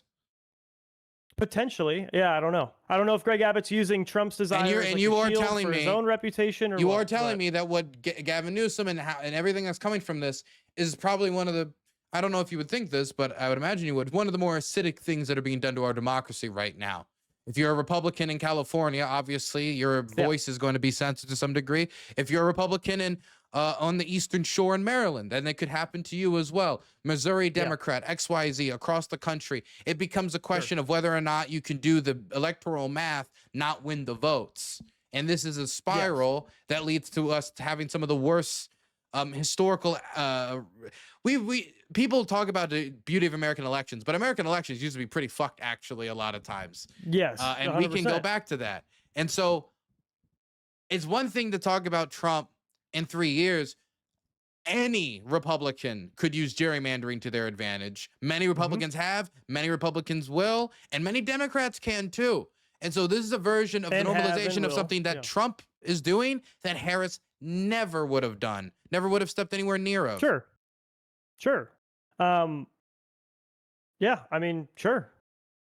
Harris probably wouldn't have done this bad thing. So I never said she would. I'm not saying that Harris would do all the same bad things as Trump. No, I'm not saying to do all the same thing. I'm saying that this is probably one of the worst things a president can do. One of the issues we need to continue to make progress on if we want our democracy to be attentive to people. And he's taking us in the exact wrong direction. Harris would have either kept 100%. Us in the same place or brought us in the right direction, likely. I don't think she would have brought us in the right direction. I don't think she would have moved anybody on independent redistricting commissions. It wasn't something that she platformed on. It wasn't something she even really mentioned in her campaign. It was not a priority for her. But even if she stands in place, there are multiple state governments that have been considering independent redistricting commissions for a very long time. This environment that we're entering right now, and it's a pretty bipartisan issue too, for the most part among those states. Like if you look at the split of who was governor in the states when these redistricting commissions were passed, even in the blue states, a lot of them were Republicans. I think it's literally like an advantage of 1 for the Democrats. It's literally like an odd number, and the Democrats have the larger half of the odd number. But Republican governors like passing independent redistricting commissions about as much as Democrat governors do.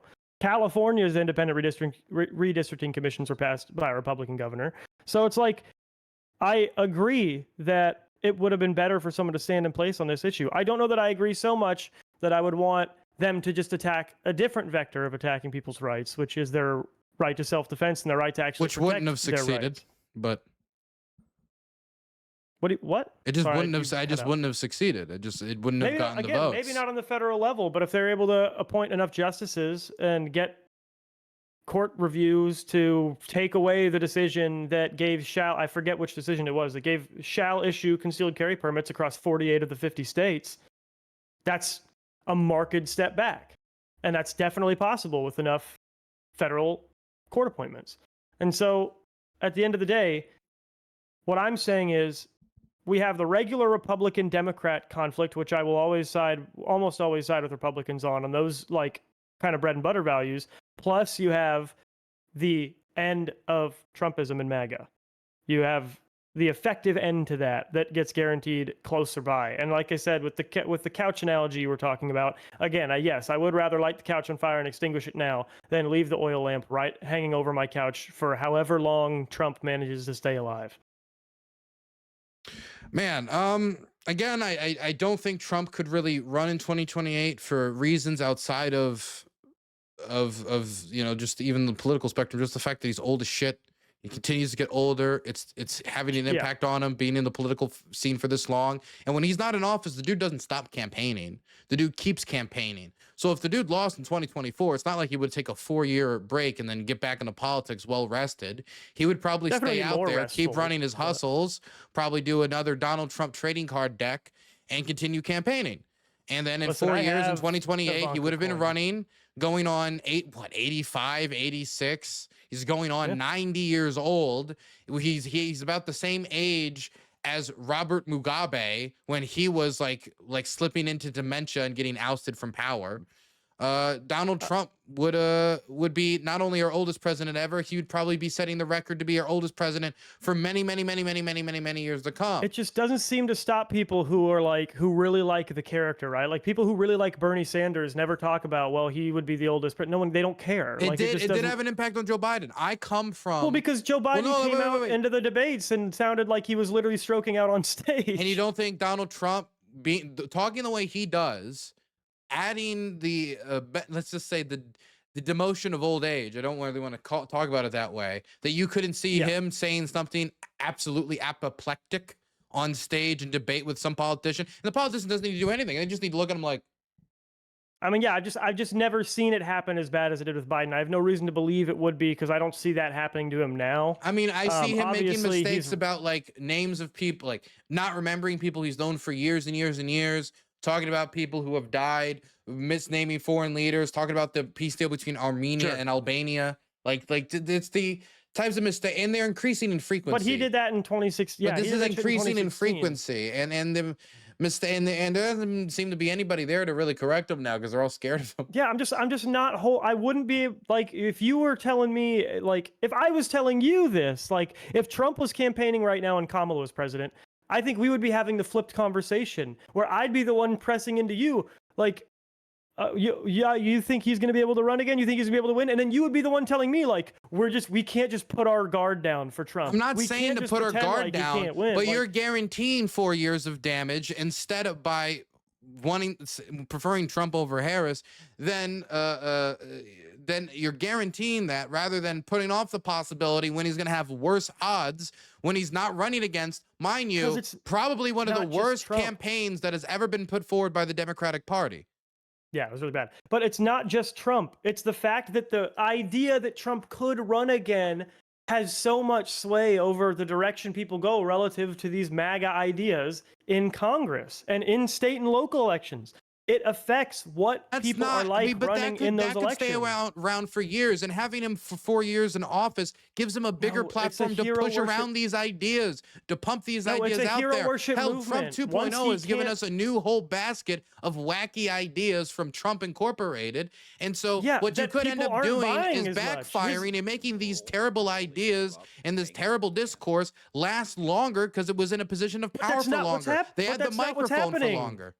That's not what's happening. Him having the microphone is actively hurting the ability for MAGA to stick around. That's what we're watching happen. You're seeing his own people say Trump is a fucking idiot. Trump is the Epstein files is a liar. He's a pedo just president. Keep letting him talk. He'll hang himself. He'll hang himself. Well, this time he's truly did it. We're watching it happen right now. He's still not even at his all-time lowest polling rating. He had worse polling first term. Okay, I get the polling rates. I'm sorry, the polling rates just haven't been that great. They haven't given a great look. The polling rates. I'm sorry that your vibometer hasn't been like my number one assorted resource. Yeah, but hold on. Your resource has also been vibes. You're gonna tell me he could win when he's 85 well. and he's gonna, I've also sorted recent election outcomes. I mean, like, those are sources. Again, not when you didn't source recent election outcomes when you said he probably won't be able to run and succeed in 2028 because he's old and because he's I sorted the fact that Biden could have beaten him if he didn't have all those age problems, and then he lost because he had age problems.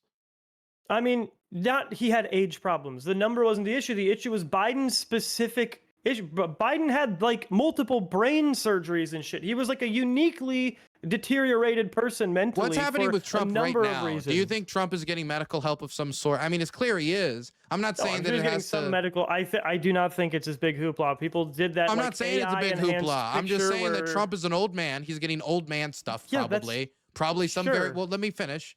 Getting some variation of IV drip or something. It could be very routine, but the dude is old.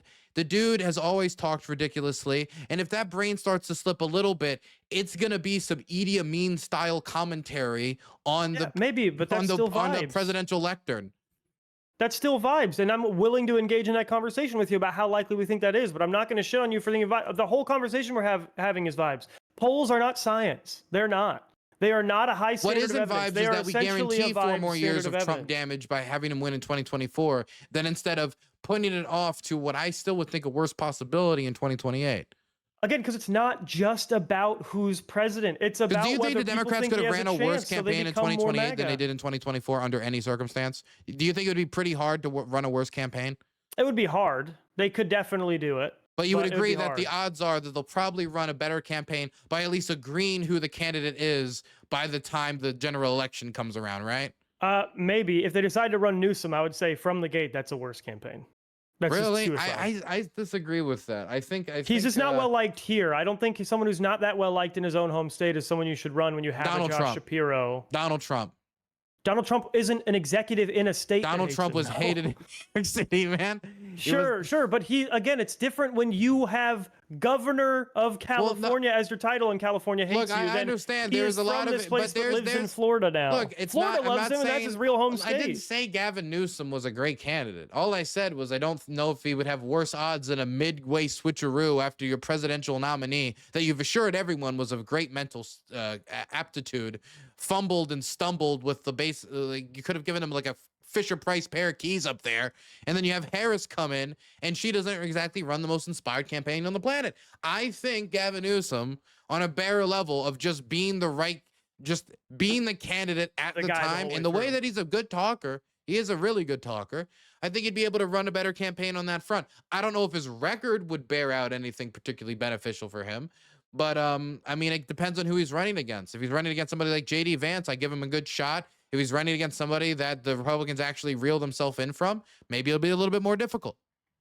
I think if he ran against any other like governor, like of a decently reputable red state, like a DeSantis or someone who has like a actually good gubernatorial record, he would get fucking torched. And what we have to remember is he's a good talker in our sense of like, we like political debate, and we're scoring him based on what we know to be sort of the formula for being convincing and sounding impassioned. But when you listen to people talk after, like, about how they feel about Gavin Newsom after he speaks, they're like, sounds like he's a fucking used car salesman. He sounds like a literal movie villain. Like they can tell they're being sold to because his voice drips with so much of that. I am trying to convince you of something right now. So much of the theatrics. I've not met that many people. Him versus Ron DeSantis, I would actually pay to see that because it'd be interesting. Because I don't think I think everyone would come home so dissatisfied. I saw the debate that they had, and I mean, Ron DeSantis just did better in that debate, but people kind of said, well, it was because Hannity was a biased moderator because he showed these biased stats, and it was like, no, the stats were just in his favor, and those are the stats that Gavin would have to face if he ran for president. They were like crime stats and education stats and other stats about California that have changed as Gavin Newsom has been the governor.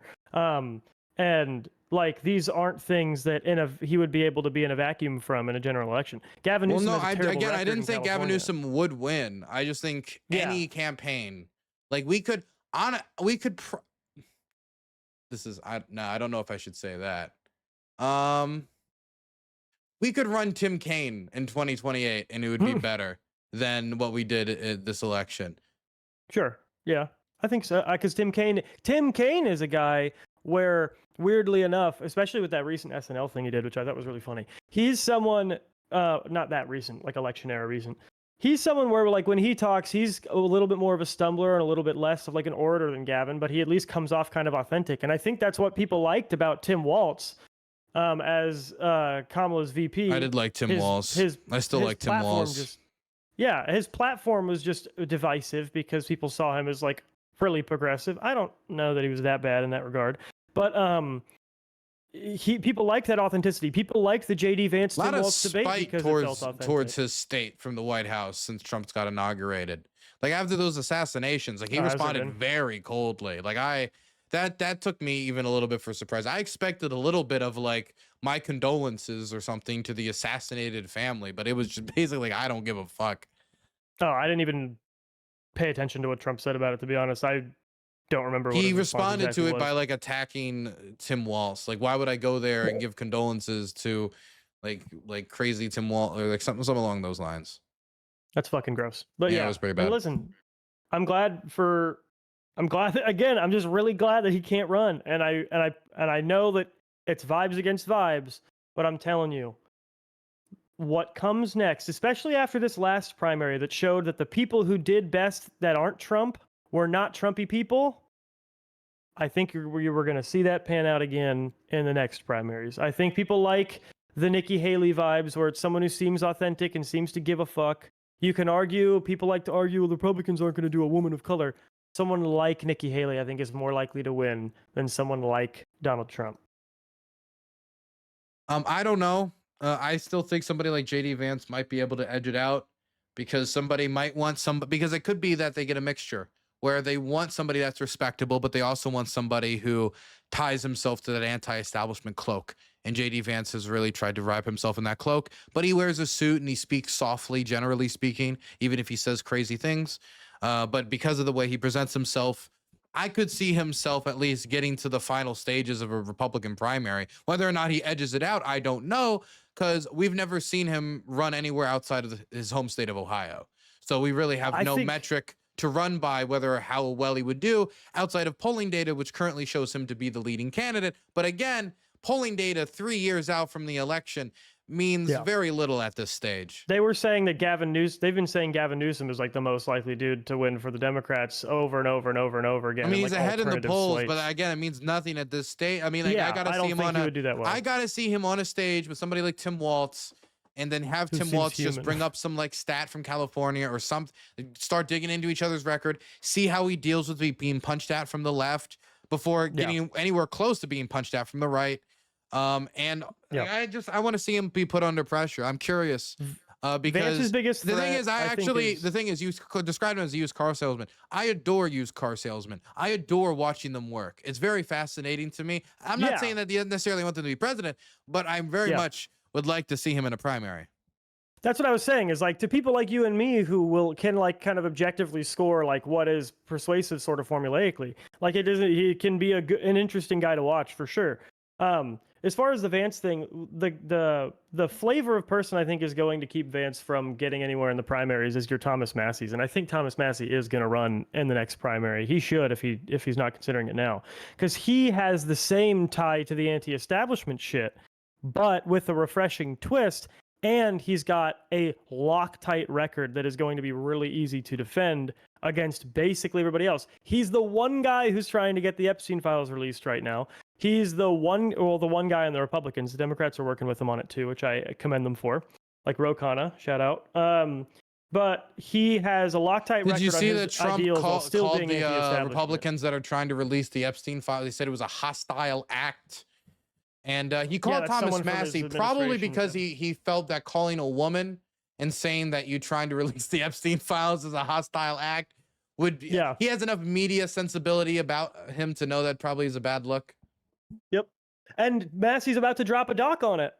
He's about to drop like a whole like mini doc about the process of getting this through. It looks like he did like a whole trailer thing for it. I think Massey is loading up for like a real shot at a primary, which excites me, because Thomas Massey, just like Nikki Haley and even Ron DeSantis, that's a guy where like there's no lesser of two evils in that conversation for me. I would be stoked.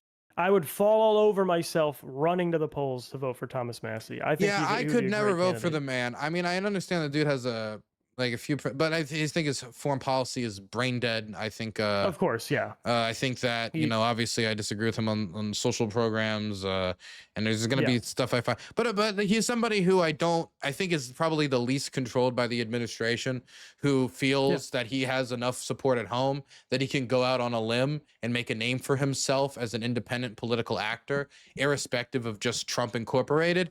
And the more people that can be encouraged to do that, the better. Not only in order to stop Trump's unconstitutional actions, and so Congress can put itself back in the position as one of our checks in their system of checks and balances, but just because it's better for these parties not to be personality cults.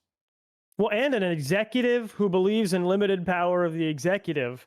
It's not just, I understand. I wouldn't say that like you should vote for him, because Democrats have different values, and I think people should vote their values. And you have your own unique. Well, he would also sign over Ukraine to the Russians. Sure. I think, do you think that conflict lasts through 2028? You're more informed than I am. I remember a year and a half, maybe 2 years ago, I said the earliest it could end would be early 2026. Because I thought that at that point, that's when people would start tiring out. And I think that at this point, 2026, 2027, somewhere in those 2 years is where I'm currently, my head's at. Okay. But yeah, even then, I can understand why you wouldn't want someone who was ready to, in case of future conflict, that sort of thing. But I think what you could like about him, and at least be hopeful about in terms of him winning a primary, is the direction he would pull the Republican Party back toward that just small government, less culture war bullshit, no anti-gay or anti-trans sentiment really, like very much back to bread and butter conservatism, which I know again you don't like, but I'm sure you would prefer less of the culture war hoopla. Prefer people who care about the keep our rules guns and institutions that are necessary for us to live in a civilized democracy. Yeah, which he does, and he's super anti-unitary executive theory. And so I think he could undo a lot of that by gaining power and creating a path for someone like him who is basically a libertarian with an R next to his name. So I want to go back to our topic before we wrap up, because we've been talking for a bit, and I think it's time to close the curtains on this, because I got other things I got to talk about. I got to talk my address being posted on the internet. Woo. Anyway, oh, were you part of the Hassan shit? Yeah, I was. Fucking. It is what it is. Say retard on Twitch or no? I mean, I think you can say it. That doesn't mean you should, but you self-referentially. I just, if there's that word, and then there's also unrelated. There's Hassan. I don't think it was malicious when I saw the clip, but it was so stupid. I said that too. I don't think it's malicious, and people were telling me I'm giving him too much benefit of the doubt. But I think he had a different. I think it was malicious, but in a different way. I think he wanted to maliciously describe everybody that got paid by PV as like part of Destiny Incorporated and the pro-Israel lobby, when like Lycan was paid by them, and he's extremely pro-Palestine. I am not. They described me as like a Zionist PAC pay. It was like the PAC supported Jamal Bowman. Like, yeah, I don't know how you come to that conclusion, really, unless you're just trying to be a sneaky cunt. I think his beef with you is probably more on the journalism end of things, because he can't pretend that what he does is journalism when there's a streamer actually doing war tour or journalism. Sorry.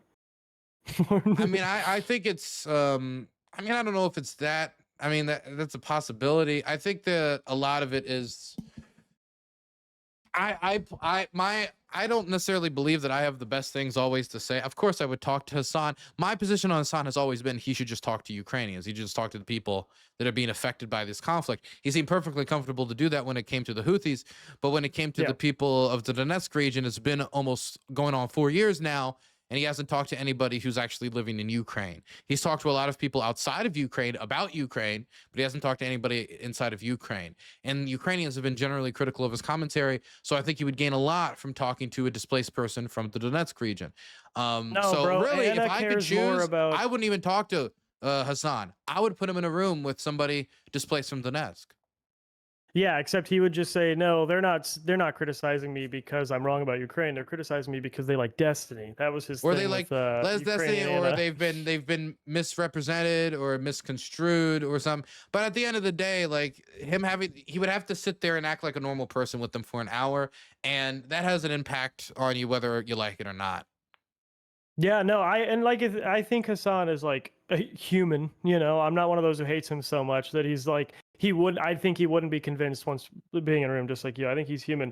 It's just a fucking mess. The doxing shit all over the place has been out of control. I mean, it's just become completely normalized now. I mean, on both sides of that fight, it's pretty gross.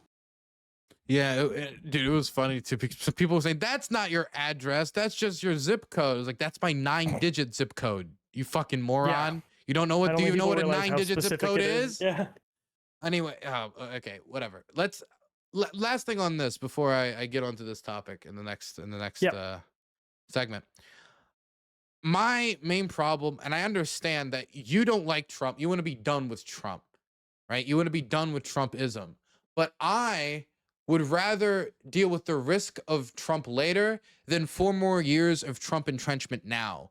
And your Sure. belief that the people will tire of him has been something that I've heard back in 2015 when I was in high school, back in 2020 when the election was coming around again, and then again in 2024. That certainly this time with the charges and X, Y, and Z. Maybe it's true this time, maybe it isn't true. But just because you get tired of Trumpisms and how Trump presents himself in the public doesn't necessarily mean you'll get tired of everything that Trump did that made him popular in the first place.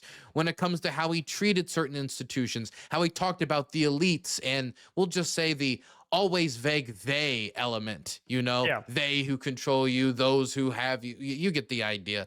These are Certainly. things that people could easily pick up from Trump and run from Trump.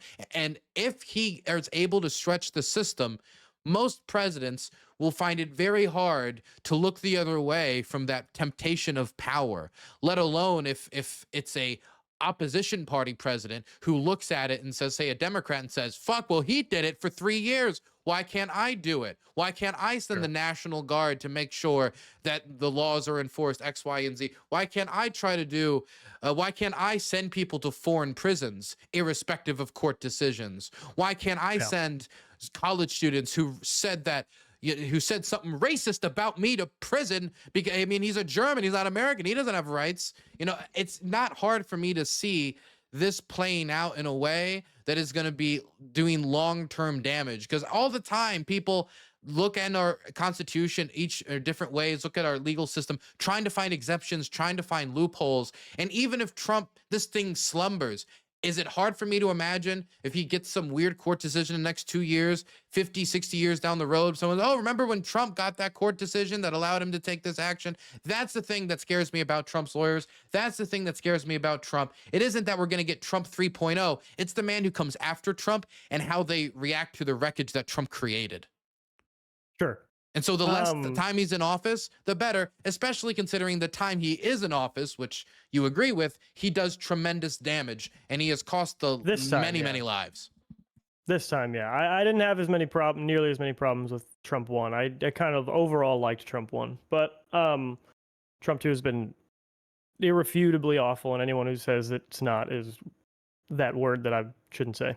But yeah, I'll leave off on, it really does just come down to which one of us is right about what happens. I think that Trump unknowingly has opened the door to a different flavor of anti-establishment guy. I think Thomas Massie would never have had a chance in his entire life to run for president. And right now, I think he actually has a really good chance of winning a primary, because the anti-establishment political climate has reopened that door. Libertarians have sucked historically running, whether they ran as Republicans or otherwise.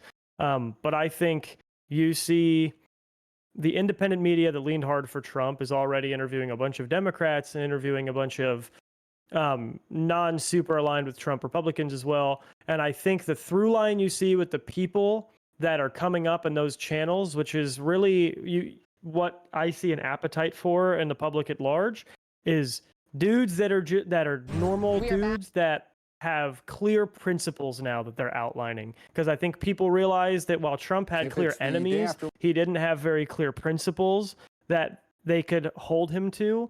And I think a lot of what you're seeing from people now is they want to know what you actually believe.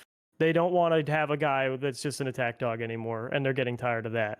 And I think that's what guys like Vivek or a MAGA flavored Vance are really going to struggle with, is no clear principles that people can hold them to.